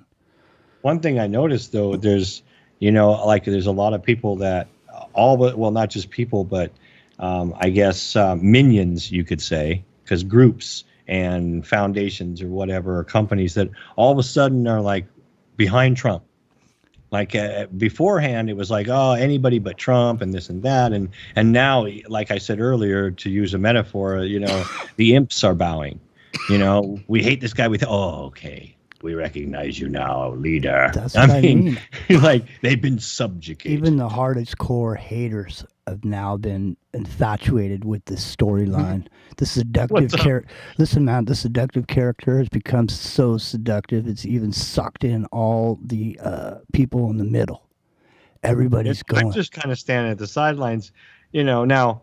Okay, what are the options? But I can observe like the reactions and going, wow. I mean, talk about like if this was Dungeons and Dragons, your charisma, you just rolled double aught. Well, let me just say, it won't be long before people start wearing white tape on their left ear or whatever. It'd be like, show their like support. The Ukrainian flag, little symbol. Yeah. Everybody take a picture of yourself with some gauze on your ear and put it on Facebook. Put it on your Facebook. You heard it here first, dude. That was the thing. The theme of last night in particular was like all idiocracy. That was bad. But yeah, I don't know, man. To me, I just think the ridiculousness of it is what's important here. I mean, it's so over the top. The whole thing. Not talking just about the convention. I'm talking about like the shooting, the whole thing. Did you hear something? There's so much of this. Did you hear about this Jack Black thing, where they were doing their music thing? Him and that guy. Yeah, that's wrong. Dude. Okay, you can't miss this guy for having a sense of humor. Listen to this. Listen to this. So that it wasn't even Jack Black that said it. It was the other guy. But there was so much backlash that like the dude canceled his tour and went back to wherever he came from, like in Australia or something. Yeah. His bandmate there. I'm just saying. Remember how during when 9/11 happened, if you said anything, man, if you said anything about Bush or anything, you said anything, man, the Republicans would just jump on you and rip you to shreds. You should mention that. That's exactly what I was thinking about this. Yeah, it's a very similar vibe, isn't it? Just can't say mean things. The thing is, man, it's like you're un-American. No, you're not un-American. I have questions, man. Listen, what I think's funny about this is there is a difference here. Like everybody's asking questions about this event. Like so almost now everybody. He's gonna say he everybody's a conspiracy theorist now. Woo! Well, because there's conspiracies everywhere. That's what's so funny too, is you see these everyone trying to distance themselves from the conspiracy. I hear a lot of conspiracy theories out there about this and that and the other thing, but no one's willing to stand out there and say there's a conspiracy. Because you don't want to say you're a conspiracy theorist, do you? See, even the conspiracies come to you now. Yeah, well, listen, I mean, look, let's extrapolate. Let's take limited information and extrapolate. So now Trump, he's gonna become president, and he's gonna come in there in 2025. All right. What's gonna happen in 2025 is the whole reason this whole personification of the Messiah and the coronation of the new king. Because hey man. He's got a mandate. Remember that when Reagan got voted in? I got a mandate, he said. Well, Bush said that too. 2025, AI comes alive. Exactly. Yeah, 2030. Yeah, 2030 is the date for the singularity, right? So, I mean, it was 2045 and Ray Kurzweil up to 2030. So, yeah. I mean, so the next president gets to usher in the singularity. It's going to be, so all of a sudden, let's say, how many... I think Elon Musk is going to give Donald Trump AI bodyguards. Go ahead. Let me ask you this question, Dr. Rowe, Epic Journeyman, and also you, Bruce. I know you're there somewhere in the mist. Between Google, Facebook, PayPal, a conglomerate of these high-tech companies that basically the world runs on these. Without these companies doing what they do, there is no world as we know it right now. The end. Right. We just go back to the 70s, yeah. Okay, I think companies could be looked at like countries. They have enough resources to be independent sovereign states. However, countries can be balkanized. I think companies could be balkanized as well, and their resources and their patents and their abilities could be distributed through the people. But back to you. Yeah, that's kind of what I was driving at, is that these companies do have so much money. They're literally have more money than countries. And they literally own everything. And BlackRock owns everything, man. Did you see that BlackRock got what was it? I think I want to say it was $1 trillion contract to rebuild Ukraine. Yeah, and these companies that are rivals of BlackRock, they own each other. BlackRock owns a bit of its rival. Well, exactly. Its compadre, its comrade, owns a little bit of it. They are all interlocking. They are. All of these companies own each other. Listen to me. When I was working, nobody knows. They never talk where BlackRock comes from. It's where Abraham offered up Isaac. It's where, it's where the winged horse landed with Muhammad. It's the dome of the rock. That's BlackRock. There's also a black rock of the stone at the Kaaba in Mecca. Yeah. I think that was a meteor. Yeah, but exactly. It relates to this thing, right? I mean, it does. The focus of world intention and religion. I mean, it does. That's not a coincidence. It's the cult of Saturn, my friend. Yeah, it is actually. I know. It's into the Microcosm Friday night. Dr. Rose here. Are you going to be continuing broadcasting in the next period of time, or are you going to be taking a vacation soon, Mr. Rowe? Well, I'm in the transition period. I'll probably still be around, but in the first week of August or so, hoping to be off to Spain. Sweet. Well, hey, definitely message me if you feel it. That'd be great. So going to Catalonia, definitely let us know. Yeah, actually it's Andalusia. Listen, Bruce Macdonald, we've talked about, one of the main characters in this show since the very beginning is the seductive character. These are the characters that are created for people to adhere to based on the archetype being projected to. So, the strong man, the weak man, you know what I mean? What's going to happen, Bruce? It looks like Trump is going to just bowl in there and nothing's going to stop him unless they bring in somebody else. Who in the world could they possibly? There's nobody at this point. There's no surprise, no Michelle Obama, nothing that's going to work for them. It's pretty hard to top. I almost got shot in the head. Fuck you. I mean, that's pretty hard to top. I mean, even the most liberal of commentators, like Bill Maher, and anti-Trump people. I mean, they're openly admitting that it would be almost impossible to win against him in an election now. So the thing is, then, what do? They just throw a Kamala Harris at it to satisfy. She's not going to do. No, people don't trust her. She's an idiot. No, I get that, but I'm just saying because they know they're not going to win. It's like when they threw up McCain against Obama or whatever.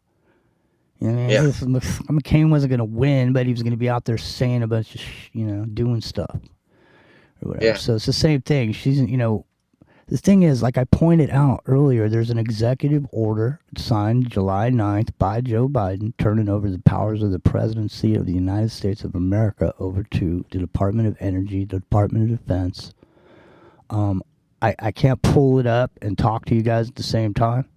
So why don't you guys jump in here and I'll go pull this thing up and bring it to the table, because I'm just saying he signed this before he ended up in the hospital all of a sudden.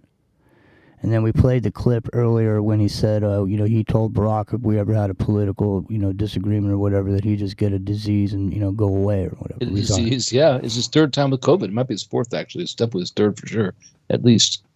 Yeah. I mean, if you talk about long-term COVID and somebody at his age, and it's a perfect out for him, it is. Okay. So I'm curious, like, does anyone go dig it up? Here it is. It's right here. Here it is. Right okay. Here. Look, man, I got it right here. Hang on a second. All right. So I'll read it to you. Memorandum on the delegation of the function authorities under sections 1333, 1342, 1352, and 1353 of the National Defense Authorization Act for fiscal year 2024. Memorandum, Secretary of State, Secretary of Defense, Secretary of Energy, and Director of Office Management of the Budget. Subject. Under these sections, National Defense Authorization for real fiscal year 2024, they by the authority vested in the President of the United States, the constitutional laws, United States of America, including the 301 title, United States Code. I hereby delegate to the Secretary of Defense the consultation of the Secretary of Energy, the functions and authorities vested in the President by the section 13 of the National Defense Authorization Act. So, what's it all mean? I don't know. Go look it up for yourself. Whitehouse.gov, July 9th, 2024. Memorandum on delegation of the function of the authorities. Go You check. normally do that when you're having a medical procedure or something like that. You delegate to the vice president and then the powers to the This is July appropriate 9th. department heads. Yeah, so it's an odd day, right? Because nothing was really happening at that time. No, nothing was happening. Yeah, that's kind of interesting. I mean, you would. So if we're talking about the warring factions aspect, if that's a thing to look into, then there's that possibility that the word's out on both sides. One side's going to try to do something to the other side, and he did a preventive measure ahead of time to prepare, right? Like if this happens, these people still have power, right? So there's no ambiguity about who's in charge if he's disabled for whatever reason. It could also be that he was told you better do this, right? So I don't know. I mean, I'm curious what. So we talked about this last week, and I know we've had a week to think it over. And I've come with my idea. And I'm not. The darkest thing is that the guy that got shot was somehow in on it. I don't think necessarily that's true at all. But it is interesting. I saw a video showing that that guy that got the fireman, whose name was misspelled in the last night at the convention, by the way, on the jacket that was a prop, that he was actually in front of Trump, not behind him. The two guys who got shot, I saw in chat, people ask about people got shot. Those are the people on the other side where that fire hose worth of water cannon, hydraulic oil washed the bleachers. Those guys were on that side. The other guys, and I don't know if this video is true, I haven't had a way to confirm it yet, just showing that the line of sight, the guy that got shot was actually in front of Trump from the other side. So he was between Trump and the shooter, not on the other side. If that's true, that's a whole other ball of wax to delve into. But without that by itself, what do you think, Bruce, about this idea that it only takes a couple guys? It doesn't take a whole bunch of crisis actors or whatever. It only takes 3 or 4. You think that's plausible? There's a bunch of posers and there's a bunch of posers and weird shit going on, photo ops that were just unnatural in any kind of an emergency situation, dude. It looks like a TV fucking show to me. I'm sorry. I mean, I'm not saying it didn't happen. I'm not saying it wasn't divine intervention or whatever. I'm not saying it. I'm saying nobody got shot. That's what I'm saying. It's almost seductive enough for me to fall for it. I'm serious. It's like the moment when when we were going to war in Iraq, there was this turning point where the social engineering had reached this point, and there's just all of a sudden I just clicked and then I wasn't against that war anymore. You know what I mean? At one point, it'll be okay. It'll play out. Yeah. You know what I mean? It just overtook me, and I just went with the storyline. You know what I mean? It's an endless. Bruce, I mean, you're a writer, for Christ's sakes. Mm-hmm. Yeah. You know what I mean? Seriously, don't. People say you couldn't make this shit up. Yes, you can. Can't you make shit up, Bruce? Yeah, somebody is. I mean, Bruce, have you ever seen anything like this in your life? I mean, imagine the history books on this. Imagine you know what I mean? Yeah, there's so many. I think if there's one thing that we can take away from this election, it's that this appears to be like the last hurrah of the baby boomers before politics gets turned over, and it'll skip right over Gen Z. It'll go right to millennials. And it's probably long overdue, but this is like a classic. This is like a baby boom election, man. And in that regard, it's just pathetic, man. Pathetic. It's like it has reached this pitch of unbelievability that's literally the fabric of our whole the society, the world that we knew, that we were living in. That world is gone. Yeah. That whole fabric, the whole veil has been lifted away, Yeah. And the younger people are seeing they're seeing the hamster wheel that everybody else felt, that we all fell for the American dream over here 50 years ago. Yeah. But see, the thing is like when we were doing it, it would never happen before. But now, 50 years later, it's happened so many times and over and over and over again, and people have watched reruns and this and that and the other thing. So they see a plot line immediately now. So it's ridiculous. Yippee-ki-yay, Jimmy. Yippee-ki-yay. Exactly. Exactamundo. Listen, there's a lot going on in the world today, and so as a result, I heard a lot of Alex Jones was banging the drum early this morning about what was happening with this Windows situation. So I wanted to get into some of that right here, right now, because we only got an hour and 15 minutes left. And somebody called me here, Jimmy. 360, you're on the air. Go ahead, 360. Oh, is that the... Yeah, you getting ready to get hijacked. Oh man! That's like right. he just came out of nowhere. I'm the hijacker. I come to hijack. He sneaks in. Better believe it. Listen. Stay there, hijacker. Don't get. Just stay there for a minute.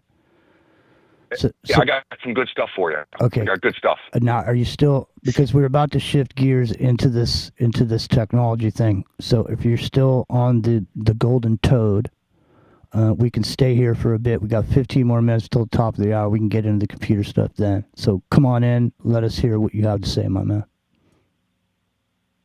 Okay, well, it's the big thing. It's the elephant in the room that nobody toad. really wants to deal with. And, Bruce Macdonald brought it up, and that is the two words, divine intervention. So what does that mean? What does it mean? So when you talk about divine intervention, most people, like Epic Journeyman, he's just like all beside himself. He's just saying, there's no way that God protected Donald Trump, that piece of shit, for all the stuff that he did to us and warp speed, and all of a sudden God, divinely intervened to save Donald Trump. Well, hold on a second. Hold on a second. Let me ask you this question, though. Because I know that you're not a Trump lover. I know that. I know you're fair on this. You know. But here, let me ask you this question. This storyline even can suck you in, because it has an element of divine intervention in it. It does have that element. There was divine intervention, but the reason why there was divine intervention, it wasn't about Trump. It wasn't about Trump as some kind of righteous man, or he's going to be an economic messiah. They're going to turn the hearts of the people back to their God, and all the rest of that stuff that I hear in the Christian realm. No, the divine intervention was because if Trump had got his brains blown out, the whole country would have been ripped to pieces. That's why God intervened. He intervened so the country wouldn't get ripped to pieces. It wasn't that Trump is going to be this great, political and economic messiah that's going to deliver us. Wow. So that's what I wanted to. That's one of the main reasons I wanted to call in. All right. Well, listen. Is that take a look at divine right? Listen. It wasn't about Trump. It was about the country. Go ahead. Well, hijacker, I can appreciate that. All right. I can appreciate it. And why not say there's divine intervention? It's like I say, there's an element of it here. You know what I mean? Let's just say, if it's a storyline, and I can feel that sort of energy coming out of it, and then Trump last night. Right, but what I'm saying, when you say divine intervention, 99% of the people are thinking that God saved Donald Trump because he's such a righteous man who's going to lead the hearts of the people back to their God or whatever. That's not why he did what he did. He did what he did because we can take a look. Did you hear about Bibi canceled his trip to the United States next week? Well, I don't know about that. Bibi Netanyahu. What is the Shabbat? Oh yeah, no.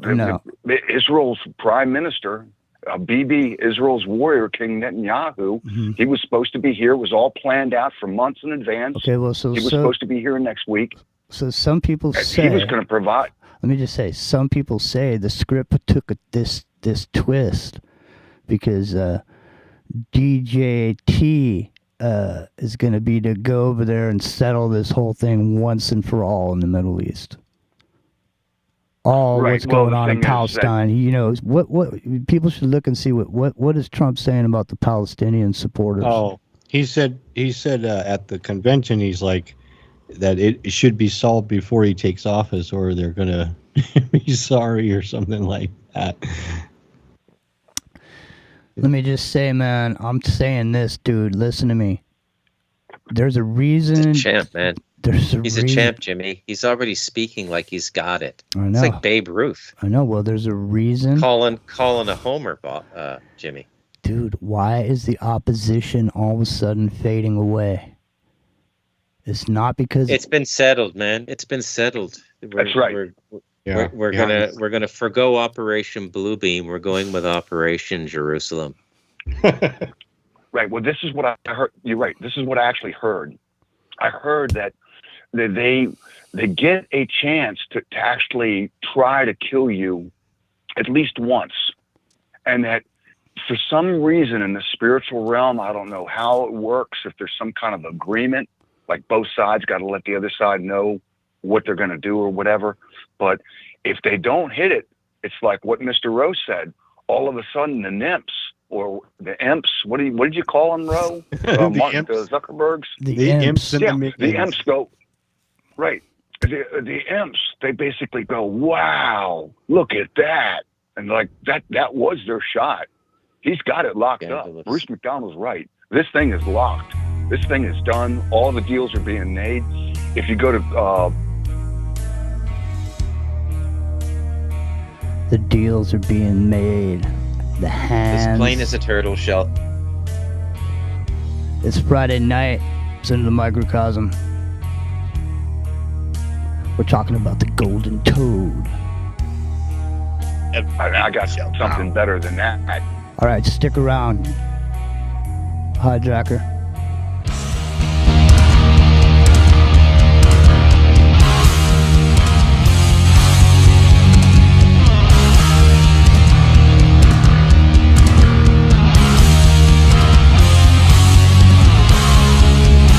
When we come back, we're going to talk about this global outage. Over 1 billion computers have been affected by it.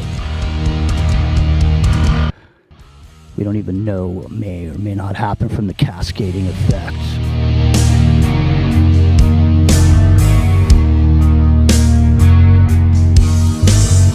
Lost in the darkness, I fade from the light. It's Revolution Radio. Faith of my father, my brother, my maker and savior. Help me make it through the night.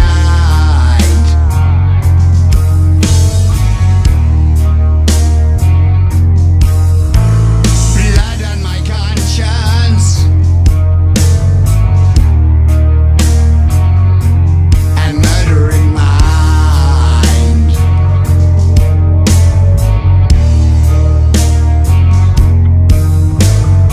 Out of the gloom I rise up from my tomb into impending doom. Now my body is my shrine.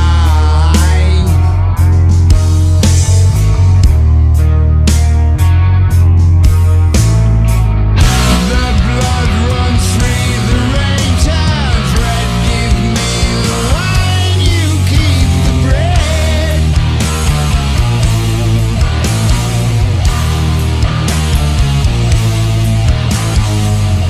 The voices echo in my head. Is God alive or is God dead? Is God dead? Tips for tonight.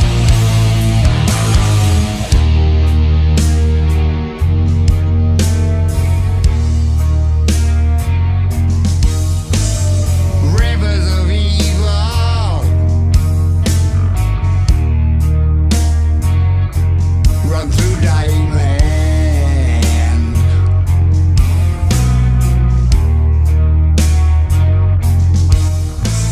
Swimming in sorrow, they kill, steal, and borrow. The hard man will be taking us into 2025, man. We're going into 2025 with the benevolent dictator. You know what?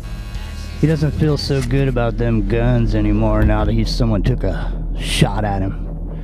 Maybe what you need to do now is he's gonna tell you, maybe what y'all do is come on down here and bring them guns down here. No reason to have guns anymore with Big Daddy up in here. You know what I mean? Don't forget, Revolution Radio is fully listener supported.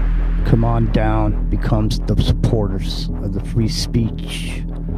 48 hours a day, 7 days a week. Studio A, Studio B. Are you an AT&T customer? Huh. Guess what? Sorry about that.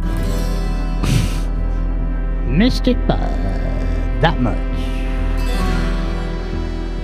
We'll be right back.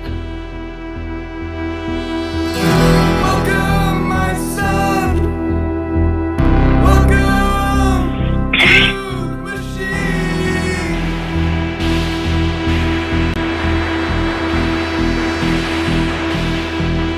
Where have you been?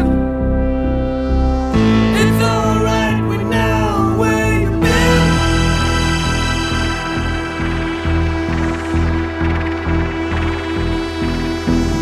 You've been in the pipeline, filling your time. Provided with toys and scouting for boys. You bought a guitar to punish your mom.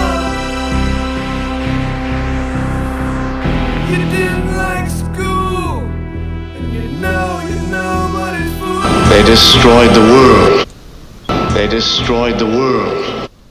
They destroyed the world. The entire Los Angeles area.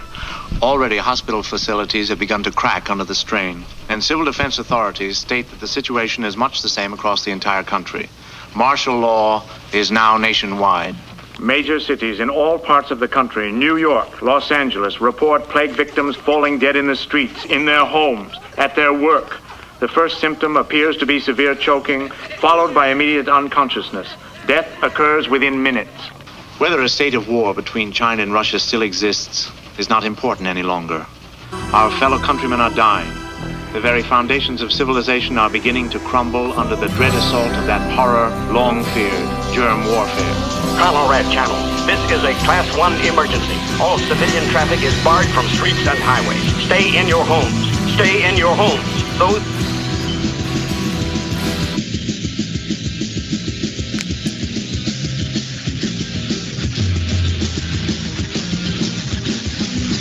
Thank you for listening to Revolution Radio.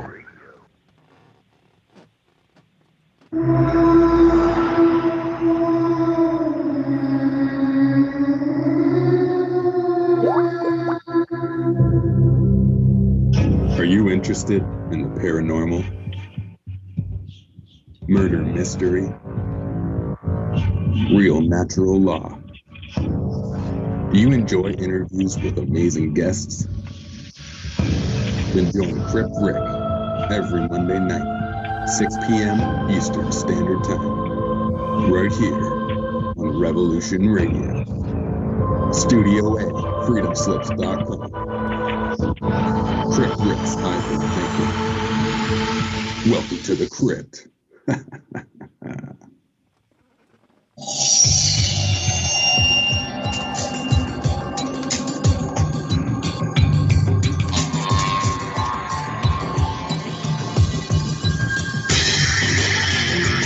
It is no secret that the so-called mainstream media is best described as controlled propaganda.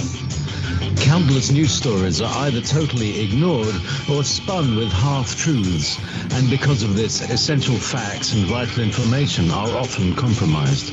Join Dr. Ott every Friday night on Studio B at 10 p.m. Eastern and learn why The Story Behind the Story was nominated for a Peabody Award in its second year of producing unparalleled broadcasting excellence in 1997. That is, if you really care about learning the truth.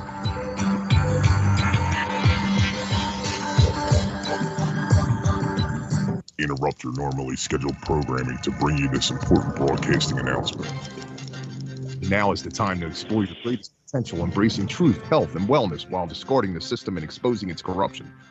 Experience true freedom every Saturday night between 6 and 8 p.m. Eastern Standard Time. Live from Studio B, it's the Jonathan Wright Show. Find it right here at revolution.radio. The Secret Kindergarten is here for the young children of the world. The best program on the radio for kids. Dealing with the most important topics in the whole universe. Fairy tales, music and movement, numbers, plants, animals, fun, colors, insects.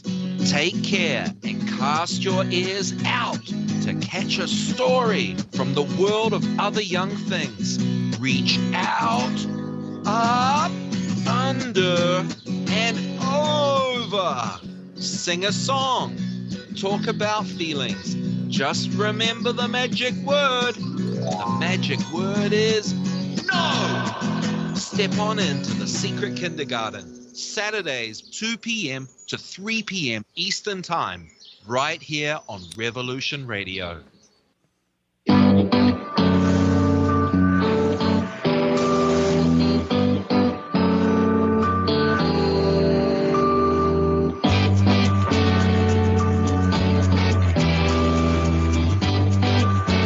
Anarcho-syndicalist commune.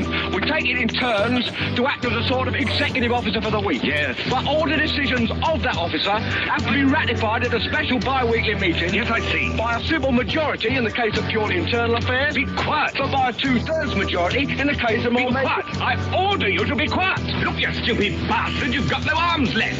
Yes, I have. Look. It's just a flesh wound. I don't believe I've seen such a display of courage, skill, nerve, grace, and stupidity. I'll do you for that. Oh, what? Come here. What are you going to do, bleed on me? I'm invincible. You're a loony. The Black Knight always triumphs. Roundtable Live, Monday through Friday, 1 a.m. till 4 a.m. Eastern Time. Bring your mind, bring your ideas, bring your voice. King Arthur had nothing on us here at Revolution Radio, freedomslips.com.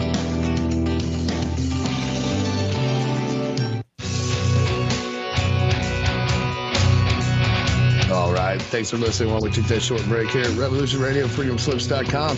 And now we're going to get back to your host.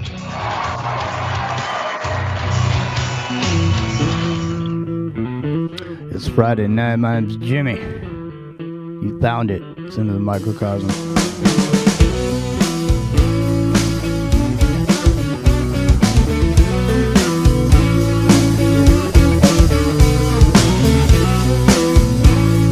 Revolution Radio.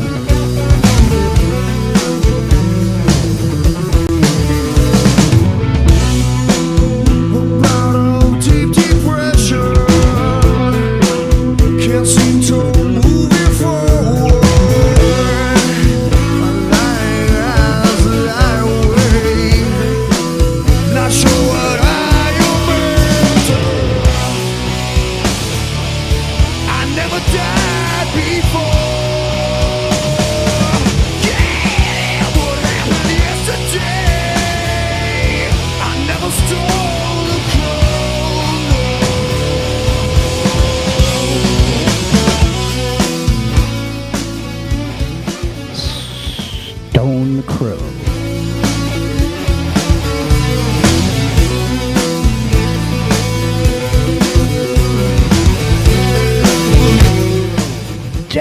hard to turn that off.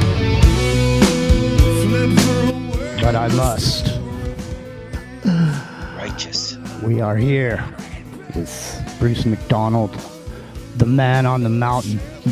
He may be the man on the silver mountain. I'll have to dig that up and play that a little bit later. So that's a band called Down. That is Stone the Crow. You know, alright, there it goes. So listen, outages everywhere. Now listen, hijacker, are you prepared to stay in the conversation as we move away from the divine intervention of the golden toad? And we're moving into the divine intervention of Bill Gates's software issues. because we're moving over here because over 1 billion computers have been affected now. So that's 1 billion. How many eyes would you say? That's 2 billion eyes taken off the internet, isn't it? Isn't it, Mr. Rowe, Epic Journeyman?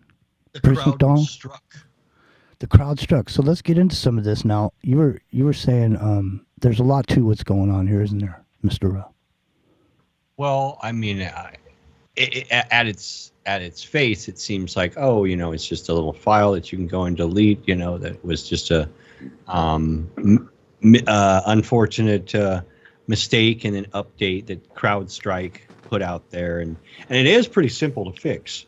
I mean, you just go into one of the directories in your System 32 and drivers, blah, blah, blah, CrowdStrike. And not everybody uses CrowdStrike, but a lot of companies do. A lot of right. So this had an effect on cloud services around the world, not just computers sitting on desks, but these are corporate computers.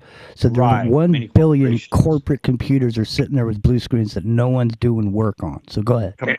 Commercial stuff like the airline. Institutional. Yeah, institutional. And so, unfortunately, well, I mean, so if they're being up to date with ironically, the security software that's supposed to protect them from this very thing, then they were hit. Well, let's just say this. Let me ask you this question. Now, here's the question, though. Was this just a fluke, or was this part of something like a preliminary payload, part of what could be like a binary sort of attack vector? Well, that's what I was going to ask you, because you've been around computers since phone freaking days. You were back in the day, so you're somebody that knows what you're saying. So let me ask you this question: how about this? How about if I put in there an invisible file that runs a batch file that when you go delete that CrowdStrike file, it's going to cascade into this whole other bounty of other little mechanisms that start going off everywhere? Well, I mean, there's a whole bunch of different scenarios. Of course, we're just speculating.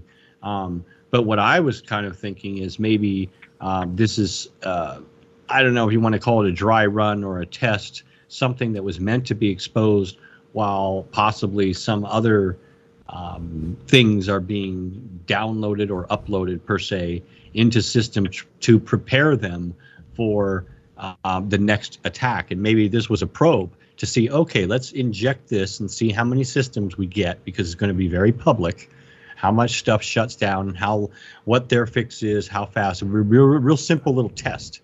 It makes sort of like a COVID for computers. Right. But it makes no sense in that you wouldn't roll this out worldwide. The thing is what bothers me. Preparations for a later attack, for like what the Klaus Schwab, this is comprehensive cyber attack. And like I was saying, maybe this is the probe to see if we were to do a comprehensive cyber attack in this manner. Maybe it's not a probe, though. Maybe it is a probe, but maybe this probe is the cascading effect. So it's not over yet. So everybody thinks everything's okay. So people didn't go down to the bank today and take some money out, some cash. And there's a lot of people that have no idea still what's going on. Like their computer is screwed up and they're not online. And there's probably corporations and companies throughout the world where there's lots of IT guys who are on call that are very busy right now. Supply chain. Trying to figure, and any IT guy worth their salt would have access and go online and figure out, okay, this is pretty simple to fix. Unfortunately, a lot of places don't have remote, and so all you'd have to literally go to the computer, restart it in safe mode, do this and that, and da. Is somebody opening a bag of potato chips on here? Because if you are, why don't you mute your microphone? How about that?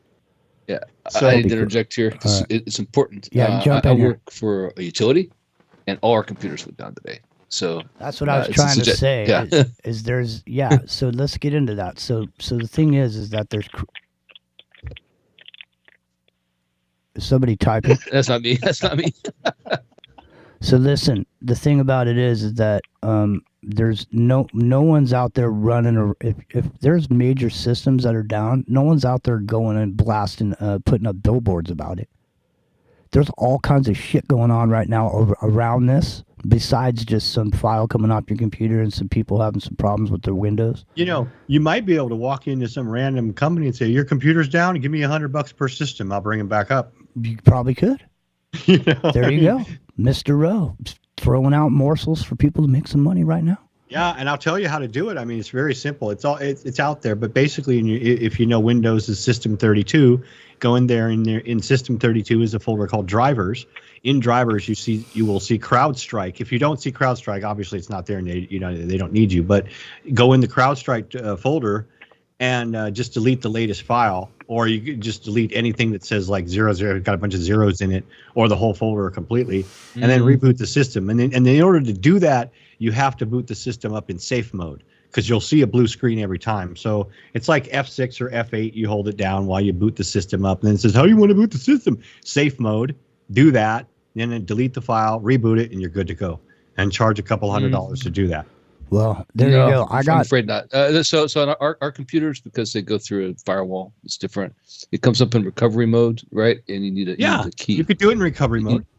No, but you can't do it. What I'm saying is, it won't download the file. It asks for the key. Go to a command prompt. Here's the other thing. You can't go to command prompt. That's what I'm saying. You're stuck. You can't go. And here's if you try it, it'll try to reload. It'll give 35%, 25%. They go back to recovery mode. Here's the other thing. Key. Okay, lots of people have Windows on their machines that aren't licensed. And what do you want to bet to get back in to get back on there? You got to have something to do with your original license when you bought it. So if you, if you run into like problems with what Epic Journeyman was just saying, there are other utilities that you might be able to utilize to get around those. I mean, obviously you'd have to be in front of the computer, but that's extra work. So it's hit or miss on that. But most computers you should be able. Yeah, that's extra security for the utility. So, and if you're using BitLocker, that's even more screwed up. Weeks. So that's what it asks for, the BitLocker key. It's like 60 digits. Oh yeah. Now there's a way to get around that. It's online and it's a little bit painful. I mean, it takes a little time, but you can get around it if it's absolutely. But if your computer's down, you can't get online. You get on with your phone. You get on your phone. So but you know what I'm saying? Like, so Apple was this is the thing, though. So I think is cool. That it's a good lesson, right? Don't get too caught up in the major details of it, because the thing is what I'm trying to say is the major things that are being affected right now by this are supply chain issues. Yeah, supply chain, air traffic, utilities. Yeah, right. I mean, so there's already stress in the supply chain based on all these different foods that are going. Farms going out of business, cows, not being produced. All this. So there's already issues. Now this, what are the cascading issues that could happen tomorrow? I don't know. I mean, recently they just did a ransomware attack against the Federal Reserve. Did anybody talk about it? No. I mean, have you heard about it? No, I think we mentioned it actually. It happened like a month ago. Happened like a month ago. But anyway, while we're all watching this thing over here, didn't work out. Alex Jones submits that this whole cyber thing is a result of the next portion of what's going to happen now.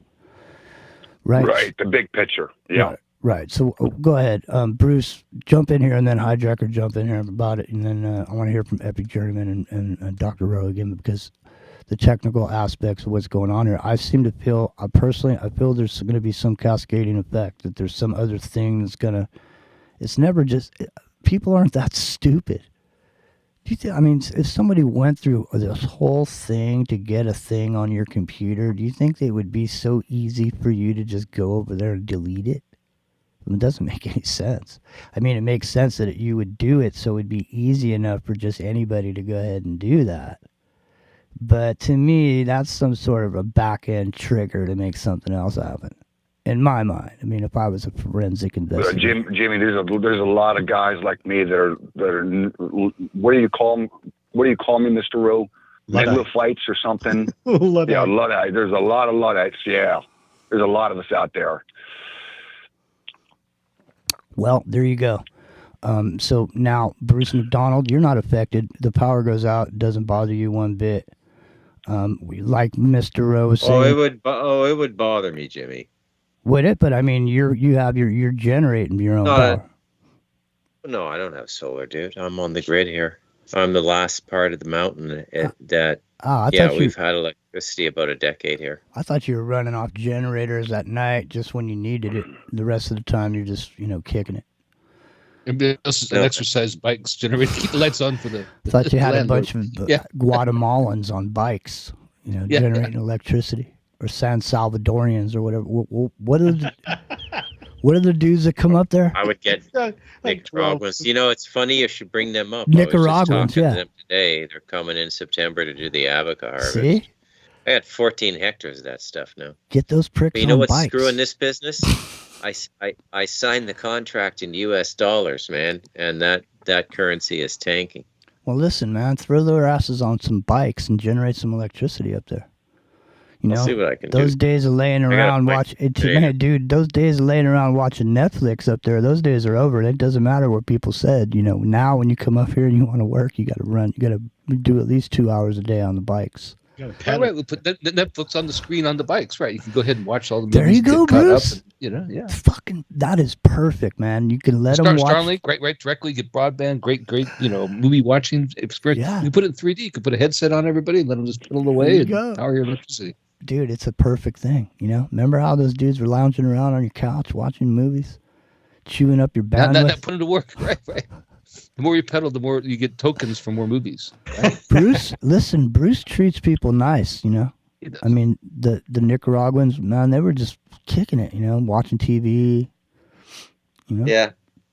They were drinking water and all. Yeah, so you wanted to... Living in houses. Yeah, so Jimmy, you wanted to do big picture with AI. Go ahead, man.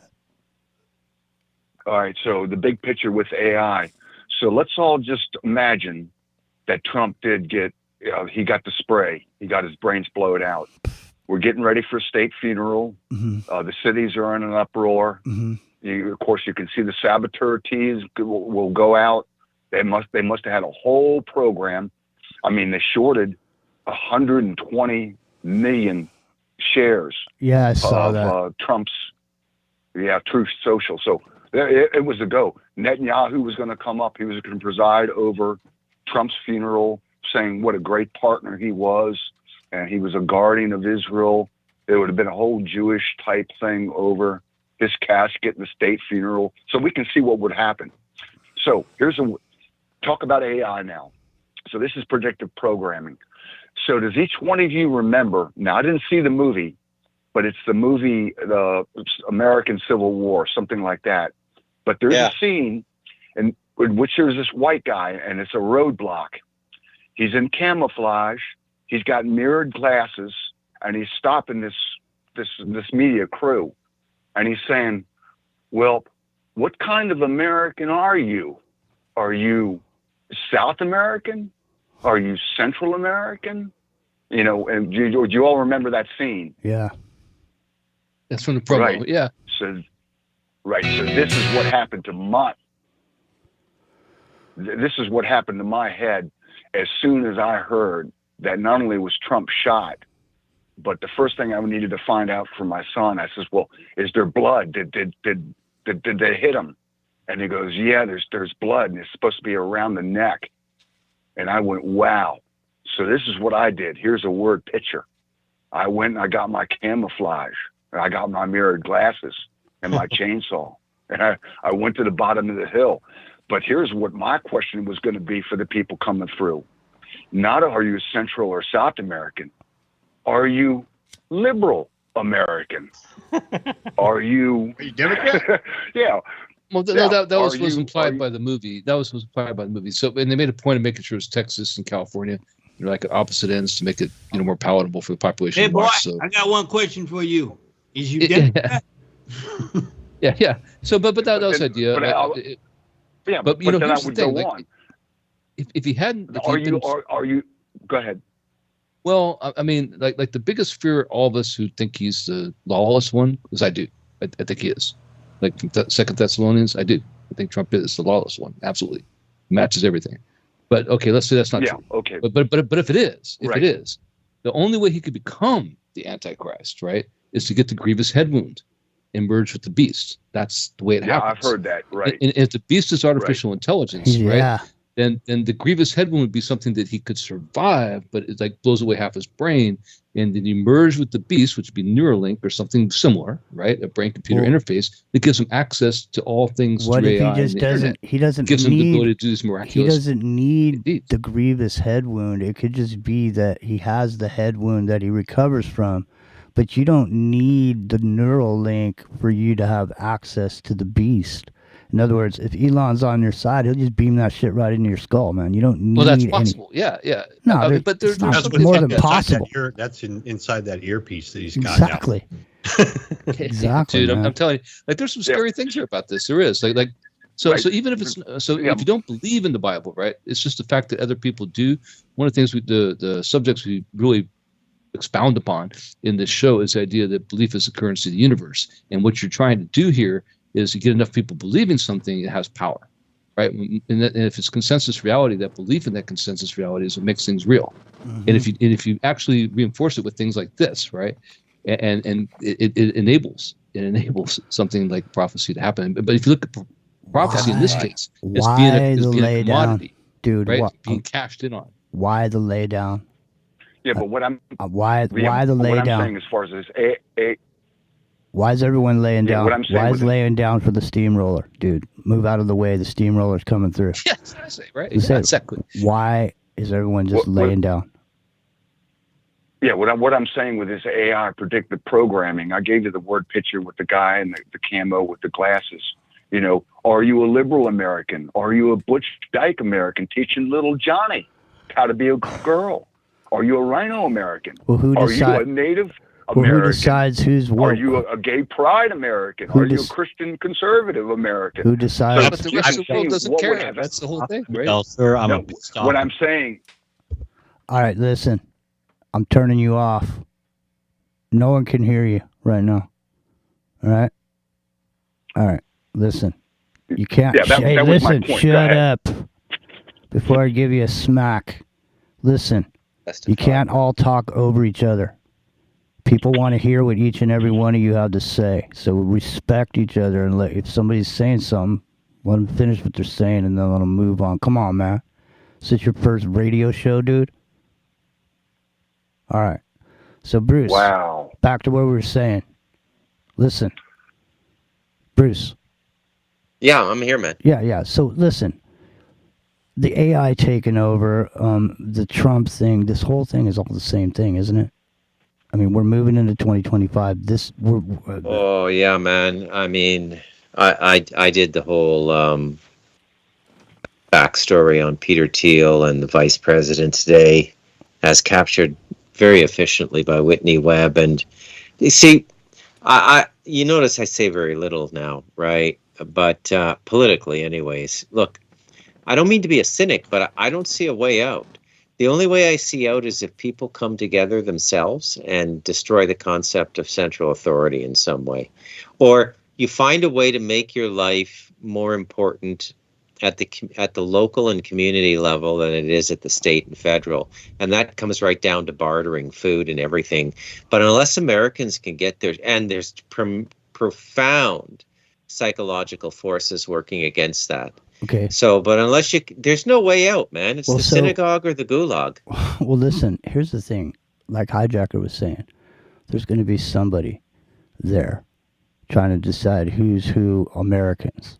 And the thing is when the shit hits the fan and everybody's standing on a piece of land here, at that point, everybody's everybody at that point, right? Isn't everything go, Dr. Rowe, at that point? Isn't it just like roving bands of, cannibals, looking for something to eat and some gasoline to siphon out of a car? I mean, what's left when the shit hits the fan then? Is it just a bunch of people? Who's deciding? That's the economic collapse, right? Yeah. So, I mean, the economic collapse is going to bring all that out. It's going to bring all the illegals out, all the poor people out. Everybody comes out. And once the money dries up, once the like this one guy says that we're going to go into a depression greater than the Great Depression in the 30s. Once that happens, you're right. Bruce Macdonald's right. It's all going to come down to local right where you stand. Yeah. By that time, I'll be somewhere Well, like now Albania listen. or Sicily or something like that. Yeah, go ahead, Dr. Rowe. But I just want to say now, Hijacker, you're up in the area of the big exit stage left to the upper echelon there in the conservative Idaho, Oregon, Washington area. Now, is Washington jumping in on any of this? They want to come over there with Idaho? Come over there with Oregon and Idaho? We do have our schism here. About 20 years ago, the west of the Cascades, which is called Eastern Washington. I live in Western Washington. That's the side with Seattle, the port, the Pacific Ocean, and then there's the big mountains between us. And then they broke off, and they did a referendum to be Jefferson County, I think it was. Mm-hmm. I forgot what they did how many counties they got together, but they actually got together and elected a sheriff and supposedly a council or whatever, and it was a big dust up. And the sheriff of a neighboring county says, "You're not sheriff," and he goes, "Yeah, I am. I'm Western Washington, Jefferson County." He says, "Oh yeah, I'll throw your ass in jail," and they locked him up. All right, listen. And so that was the end of that. Listen, there's a whole readout movement, a bunch of people moving up to a certain area up there, trying to get away from all this noise. Maybe this will bring them back out. Maybe people will decide not to move up into the Idaho area, Coeur d'Alene or whatever. I don't know what's going to happen, but Bruce Macdonald, are you prepared to open up the phones to hear what people have to say and think about what's been going on? I reckon I could get around to that, Jimmy. 864-810-1039. 864-810-1039. All right, listen, this ain't the Hijacker show, okay? Dr. Rowe, now back to what we were saying. Go ahead. Now, I interrupted you because I was interested to find out if there was any of this activity going on in the Washington area with this readout movement and this breakaway civilization, back to conservative, gun-owning Christian values. Up there, but I'm sorry I interrupted you. So, what are you thinking now? I mean, couldn't this whole thing just be, like I said earlier, couldn't just the AI just lay out the 10 bullet points of the thing? You do this, do that, you'll do this, and then that'll happen, and then after that, this will happen. And I can know it will because it knows you, because there is a you there that reacts to things just like you do. So they already know what you're going to do ahead of time. They can already know what a whole group of people is going to do ahead of time. Theoretically, but, at the same time, you think, this sort of kind of on subject, but off subject. I don't know. It's sort of just the whole thing about how we see this signs of deception. Like, okay, are these people wearing masks? Is this a false flag? How come there's so many coincidences? Is AI, is this a deep fake? All of these questions, for the simple fact that charade is ongoing, that there is deception that's ongoing, means that whoever, whatever is doing this, perpetrating this against the people, is not omnipotent, right? They have to continue to deceive. And it's an ongoing thing. So seriously, one could make the argument, man, unless you're actually talking to somebody that was there. None of us know that anything we saw wasn't anything other than an AI generated movie screen set. There are people that say that could be done with the Ukrainian war and even Gaza. Exactly. And Israel. Exactly. And just funneling all your money out the back door, just funneling all your money out the back door while they're wagging the dog. Yeah, there could be a live one-to-one stage theater set outdoor where a fake war is going on, and there's real munitions and things, but it's all scripted and it's all set up and it's being filmed from strategic vantage points. Mm-hmm. With key actors doing things that could deceive the greater population.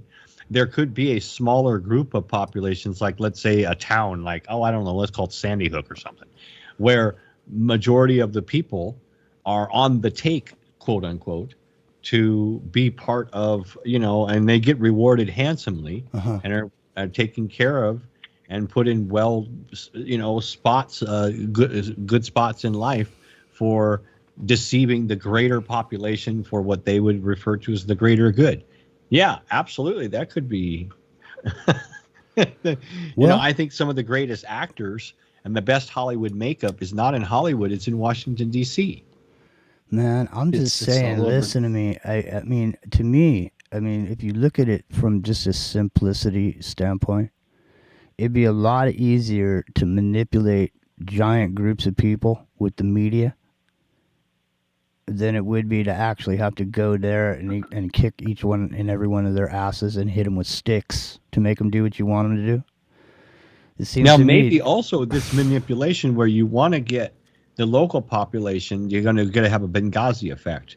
You just go there and just have some key actors, some, crisis actor or whatever they call them, instigators. Exactly. Get like J6, get the locals riled up and let them do the work for you.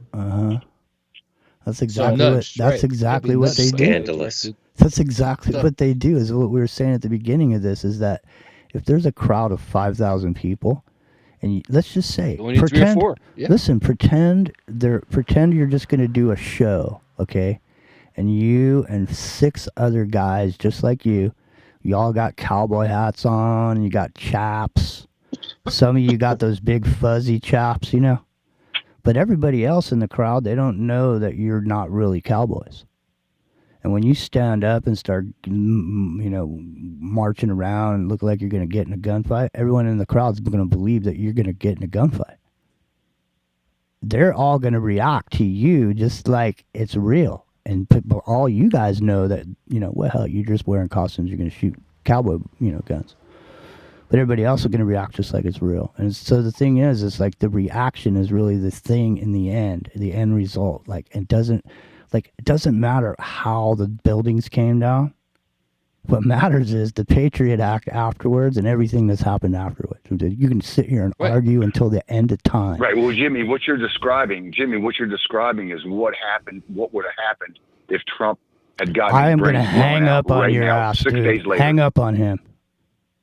Yeah, I want to respond to something said earlier. The question was brought up. No, how I'll do we hang respond up. to that? Don't All worry. right. Thanks for calling. Call you again. No, call again. Thanks for calling. Thanks for calling. Yeah. Don't not call. So no, I'm just going to respond to the question we asked earlier about do you have to go to Coeur d'Alene? Do you have to go to this filtered community? Do you have to go something like that to make this kind of thing, the change you want to see, so to speak, happen? And I don't think you do. There was a really good short story. We brought it up on the show before. I know I did a year ago.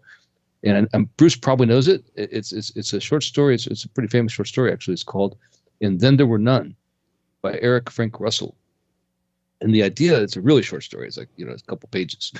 The idea here is that there's this Earth has colonized different planets.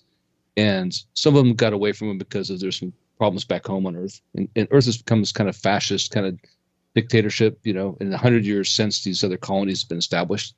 And they want to bring everybody back in and be inclusive and bring the whole empire back, and start moving on, colonize other planets, right? They need all these planets to be on board with the staging areas. They set up their bases and go out and colonize stars. And so what they do is they land on this planet and they get out there, and it's just all ceremonious pomp and circumstance. They have the tassels in their arms. They're all uniformed. They come out and make a big show of coming on there, and they go, take me to your leader kind of thing. And the guys that they meet in the field go, "Myop. It's like, what, and they go into town and they go talk to the people there. And it turns out they observe enough. They send scouts ahead to know that everybody there has like this society is based on just like exchanging working goods for working goods. Like there's no monetary system at all. You know what I mean? It's just like we always talk about the best idea possible. It's like we just live in this idea, in this ideal world where we just exchange our labor or exchange our goods, for services, right? There's no money, there's no capital, right? And so they go and the guy wants to go get something to eat and goes to this restaurant. There's a restaurant there, and he wants to get a hamburger, or something like that, some kind of sandwich. And the guy has to have him do labor, fix the leaking roof or something. I'm paraphrasing here, but the idea is that the guy, when they say no, we're in charge. We're the come from Earth. We're trying to bring you back in. Everybody goes, "Myop." MIOP. They go back to the captain, begins in the story, this is all there is. And they try to decipher what is this thing, MIOB, MYOB. It turns out they thought it was a cuss word. They thought it was some kind of something that was meant to be inflammatory. It just means mind your own business. Yeah, that's all it meant. That's all it meant. Mind your own business. And they had to leave. They couldn't win these people over. They just left and went on to the next planet that they lost back in the day to try and win those people over. They just couldn't fight that. And so the idea, I think that's the right idea. Like if we live that way, they can't have power over you if you're exchanging your labor for what the fuck are you talking about, man? Yeah. Bruce, give out that phone number. Smoking the crack, that guy. He's smoking the crack, dude. and then there were none by Eric Frank Russell. Read it. I linked it in the chat.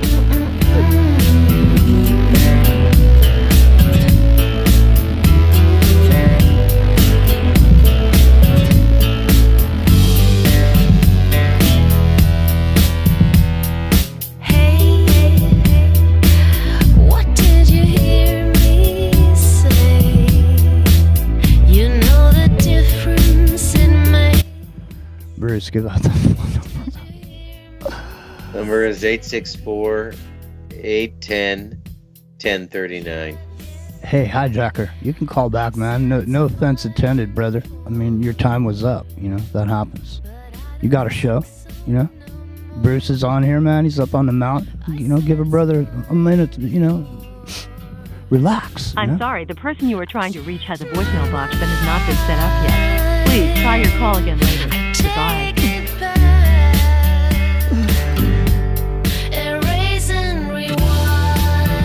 Erase and rewind. All right, listen. There's no coming back from this here, man. I'm telling you right now, he's going in, isn't he?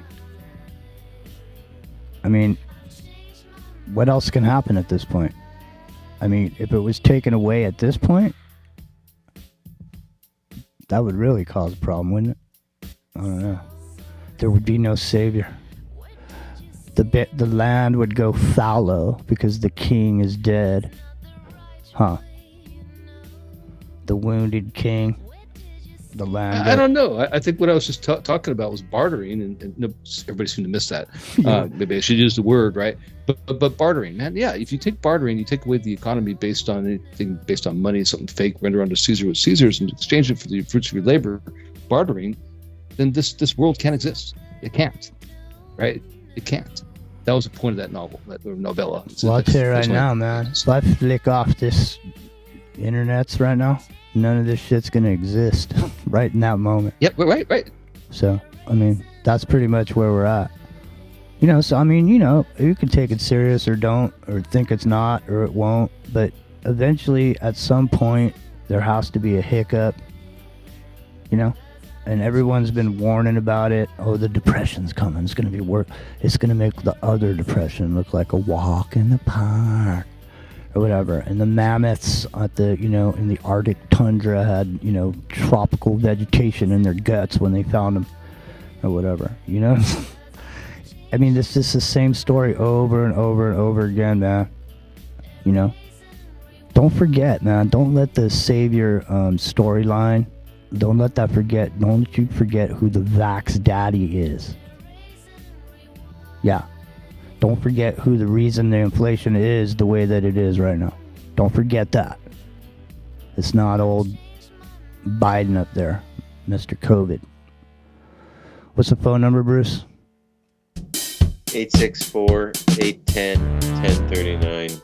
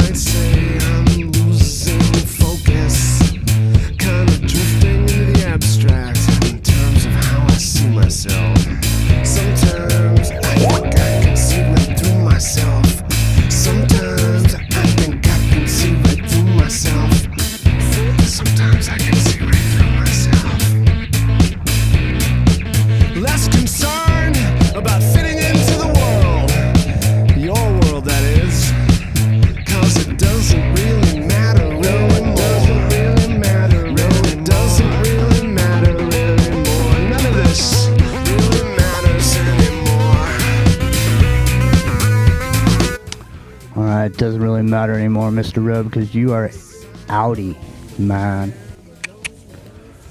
You can have to worry about it. We'll see. And Bruce, you're up on the mountain.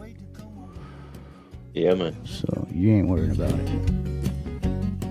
I mean, you might as well just go with the flow, Epic German. Just put a white piece of tape on your ear. Support the man. Forget about it. Right? I'm just saying. Chat, money isn't real, relationships are. And that's the point of that story, right? You know what the point of the story is? 1951 story. You got to go where everybody else goes. You got to do. If everybody's saying you got to be on the Trump wagon, then you better get on it, man. No, your 9/11 analogy is right. Like the people who didn't buy that narrative, and I never did. I mean, I went to Iraq for Christ's sake because I didn't buy the narrative. Right. I went there not to make money. I went there to go see it for myself. That's why I went, right? Because I didn't buy it, and I was right. I was totally right. You know, I found out for myself. Sometimes you just got to go find out for yourself, and that's the point of all this, right? I mean, if people aren't willing to think for themselves, they just follow the herd. If they're the marching morons, that's another book actually from 1951 or so. It's another short story. Then what is there? What is there? You know, I mean, it's fatalistic. It's the lemmings. It's the march of the lemmings. It's marching over the cliff together. I know they will march. They'll march right over. Go ahead. Even Volodymyr Zelensky said that he spoke with Donald Trump to congratulate him and talk about the shocking attempt in Pennsylvania. Volodymyr Zelensky wishes him strength and absolute safety in the future, and he's looking forward to speaking to him. Oh, well, isn't there something that happened during Obama administration? They changed something where you're not allowed to talk to if you're an ex-president, you're not allowed to go talking to anybody. You used to be able to, but now you're not allowed to. And you can't go negotiating on the side. So how, you know? Oh, I don't know. I don't know about that. You're talking about the code for diplomats and stuff. Yeah, that's old. That's been around for forever. Yeah. Because as far as like going outside the State structure, Department. Yeah, you're outside the state. Yeah, exactly. You're over Because they there. tried to get Kerry in trouble for that during the Trump administration. They were probably right on that, actually, technically. Yeah, you can't do that. Yeah, I'll just same with like Dennis Rodman, right? You can't send Dennis Rodman to North Korea. Come on, man. Yeah, because the guy you're talking to thinks the deal you're making is valid, you know, because it seems like you're the president. Well, he said he was the president. Why did you sign over all our gold and oil and titanium over to this guy? Well, he said he was the some president. glass beads from Manhattan Island. He said he was the president of the United States. That's why. No takers, Bruce. No, man. That's because I've been so harsh, man. I'm sorry I got harshed on. I feel bad now. I didn't mean to make the hijacker. You yelling at me for my story about that 1951. I didn't yell at you. Did you hear me say? I know. I didn't say red I herring. didn't use the word barter. You know. No, I didn't say red herring. I thought our audience was sophisticated enough to know what barter meant. I swear to God, when you were telling that story, this is the honest to God truth. Because you know, we search for truth, and I think truth is a thing that's strong, but not to be used as a weapon, Bruce. Truth, you know, is a double-edged sword. But to tell you the truth... But Jimmy, we got to acknowledge the fact that you do treat Epic like Donnie and the Big Lebowski. So now I forgot what I was going to say. And it was funny, too. Now we're thinking about the Big Lebowski. I know, right? That's a pretty powerful image. Now, talk about memes. You know what? That movie's a pretty powerful meme, man. It is. Like that movie by itself. Yeah. Just the But guy anyways, in the bathrobe standing what there. I was saying, seriously. though, was when you were telling that story, and I was saying I was going to tell you the truth about it, tell everyone the truth. Because we like to search for the truth here on Into the Microcosm late night style, every Friday night, 9 o'clock Pacific, right here on Revolutionary Radio, freedomslips.org, fully listener supported. Come on down, become supporters. But I was sitting here at Epic Journeyman, and as you were telling that story, I was thinking, I was literally trying as hard as I could to remember what the F we were talking about before you started that story. And you know, for the life of me, I just couldn't, because the story was going on, and as I was trying to recall my memory of what we were talking about, it was like 30 seconds long. You were still talking. It was. No, if you go back and look in the chat, people were asking what you were talking. I saw the one guy said boring. I saw. I don't. I just didn't know what you were talking. I just didn't know what you were saying. I didn't get the reference. Man. You know what I mean, Bruce? Help me. On the crack. I'm going down. Throw me a rope, dude. Throw me a preserver. No, I was trying to dig up this Wag the Dog clip that I had already had prepared that I was going to play. And I'm trying to do that here and handle the situation at the same time. So it's rough. But I'm trying to do it. Here in the 2024s, we do what used to take like 50 people to do. There was like 9 guys pointing at people behind glass and guys with microphones. All right, with the counters, like the stopwatch and the big LED screen. People are watching shit. We'd all actual light bulb change. We'd all be in the studio too. Yeah, that's what I mean. We'd all be in the same room, vibing off each other and stuff. Getting pissed. Bruce would be strangling Epic sometimes. Like that one episode where I forget what it was. I think it might have been actually a discussion about Trump. It might have been. Bruce has never wavered on Trump. I gotta say. Well, like that. I say, that was like a year ago, man. That was like a year ago. It's not high praise. Okay, my rationale right now is he seems to be the leper with the most fingers. I'm with you, dude. I mean, seriously. I mean, the thing is like, you have these if you only have these two, there's 2 choices. I gotta say though, Jimmy, this Chabad thing just spooks the shit out of me. They're the most batshit crazy Orthodox sect in Judaism. I know. He's married into it through Jared Kushner. They're messianic fatalists. They're firm believers in Noahide law. They pray 3 times a day for our death. Even if you're a cultural Christian. I'm not joking. These are the edicts. I know. Well, I'm just saying. So hold on a second. Hold on there. So let's back that thing up for just a moment, and let's think about this epic journeyman, Mr. Rowe. Now, who is it that you would say has their hand in the entertainment business? Who would be the most? I don't know. I'm sorry, the person you are trying to reach has a voicemail box that has not been set up yet. Please try your call again later. Goodbye. Goodbye. He's sulking. The hijacker. Mark Burnett. Trying to get the jacker back in. He's Mark Burnett, reality TV. The guy who resurrected Trump with The Apprentice. Dude, this is and made Survivor and all those other shows, The Great Race and all that stuff. Mark Burnett. It's just the lighting and the photographers and everybody's just in place and everything is just so. It's just. I don't know, man. I mean, what are you gonna do? I mean, you got to exist in the world, right? Are you gonna go to work? Anybody listening tonight or in the future, are you gonna go to work and start spouting off some of this shit to people at work? You know what I mean? As a matter of fact, if you go to work, sometimes when you're at work in modern 2024, because I do work, people get offended by even saying anything. Like if you even acknowledge that there's anything conservative, that you're a conservative man, people just go off. Well, either way though, that's the thing. It's like either way, like the fact that they start running for the panic room. Differences, right? I'm just saying they start running for a safe space, dude.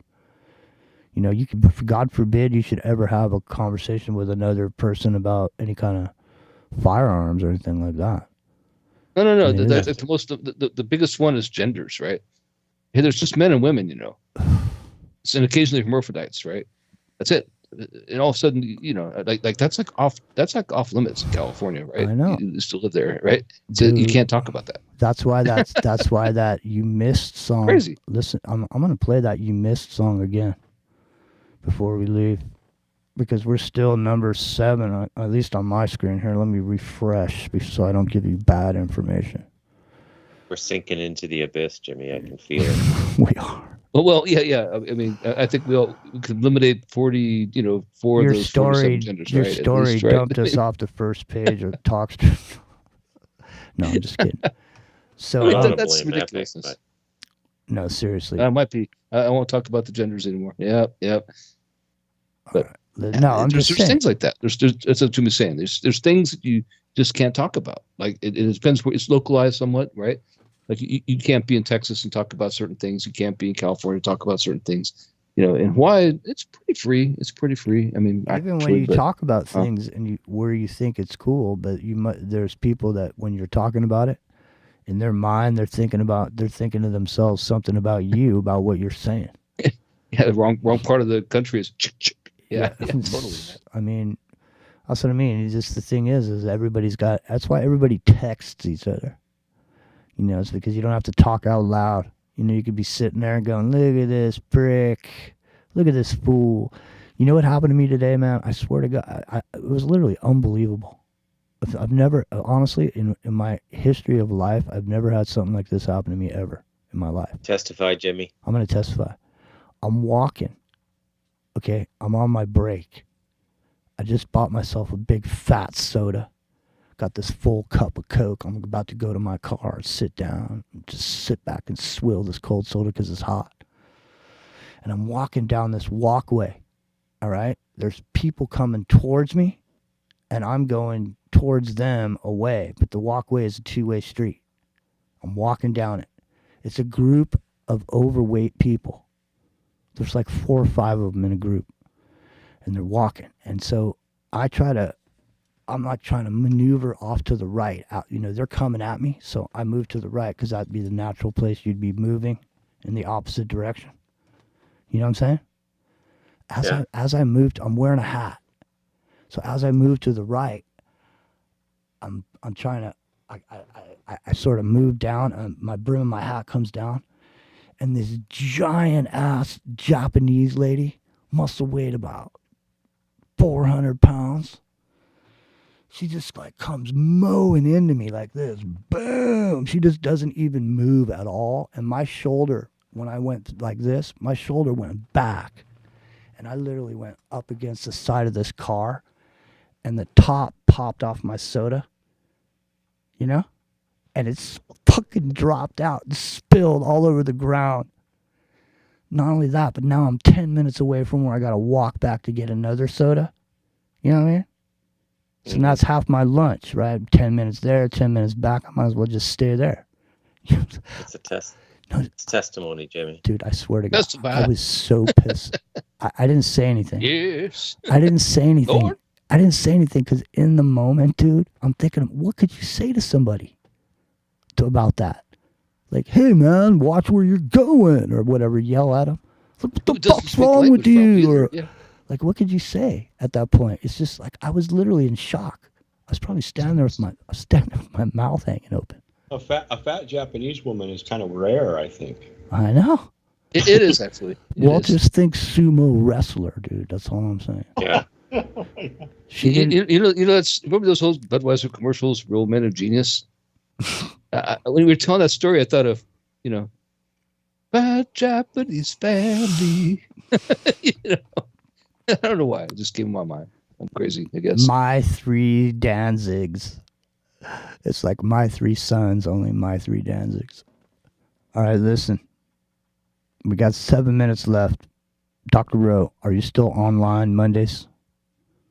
What time? I'm still online Mondays. What time? It's 1 o'clock Pacific? 1 o'clock Pacific. Studio A, Revolution Radio, fully listener supported? Yeah. Right on. Well, come on down and become supporters. You'll find people like Dr. Rowe, Bruce Macdonald, Epic Journeyman, myself, and there's a whole group of other people over there. Crip Rick's over there. Jonathan. Who else is over there? A bunch of people's over there. Come on down. Oh, Two Feathers is over there. He's got a great show. Who else? Sergeant Miller. Yeah, Hijacker's over there. You can catch him. I think he's on Wednesday nights. So Hijacker, like I said, no hard feelings, man. You just can't come in and hijack, man. That's all. Who are you to wave your finger? You must have been out your head. Bruce Macdonald on Amazon. You'll find his books there. Oh yeah. Snow the cradle and burn the evidence down. Soapbox house of cars and glass, so don't go tossing your stones around. You must have been high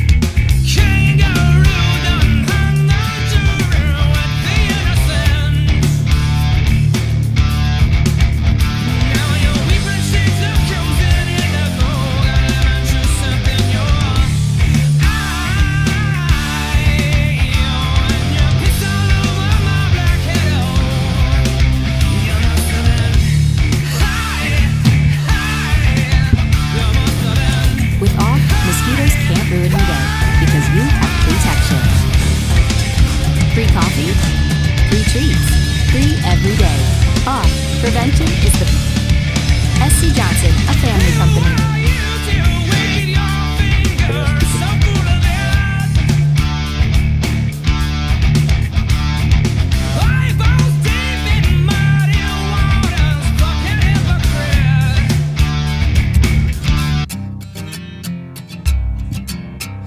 All right, we'll see you next week. Tomorrow night on YouTube, 7 o'clock Pacific.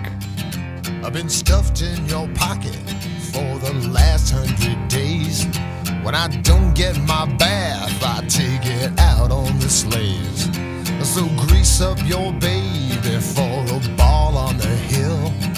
I'll polish them rockets now and swallow those pills and say, oh.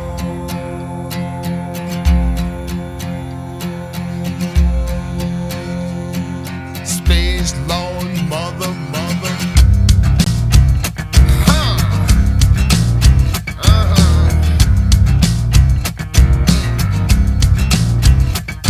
There's a car in the field now in a column of flame with its 2 doors to choose, but only one bears your name.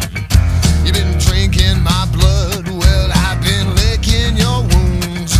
Well, I shave off the pitch now and the scope of your tune. You'll sing,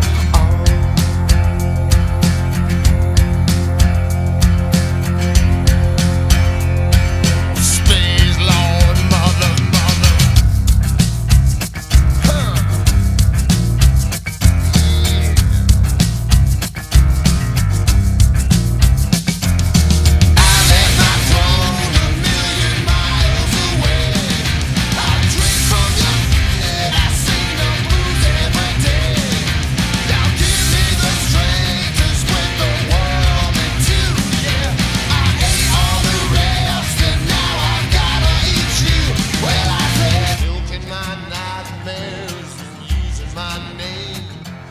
All right.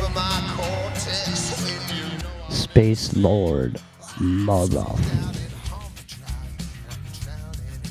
right. We're still on YouTube, Epic Journeyman, but we're off the network.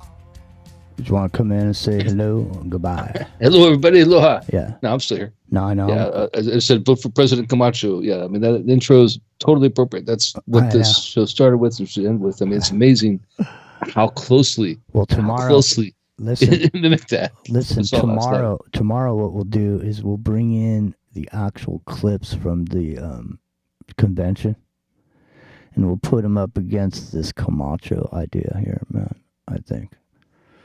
So, we'll see. All right, you guys, you ready to go, Epic Journeyman? Sure. Okay, so everybody, we'll see you tomorrow night. You be here tomorrow night, Epic Journeyman? I'll try to be. I'll only called away or do anything. Oh, you're not sure? Well, it's just one of those kind of work weeks, man. Yeah. All with what's going on, I understand. Yeah. All right, cool. Well, we'll see. Who knows? I'll be here, though, one way or the other. We'll see you guys.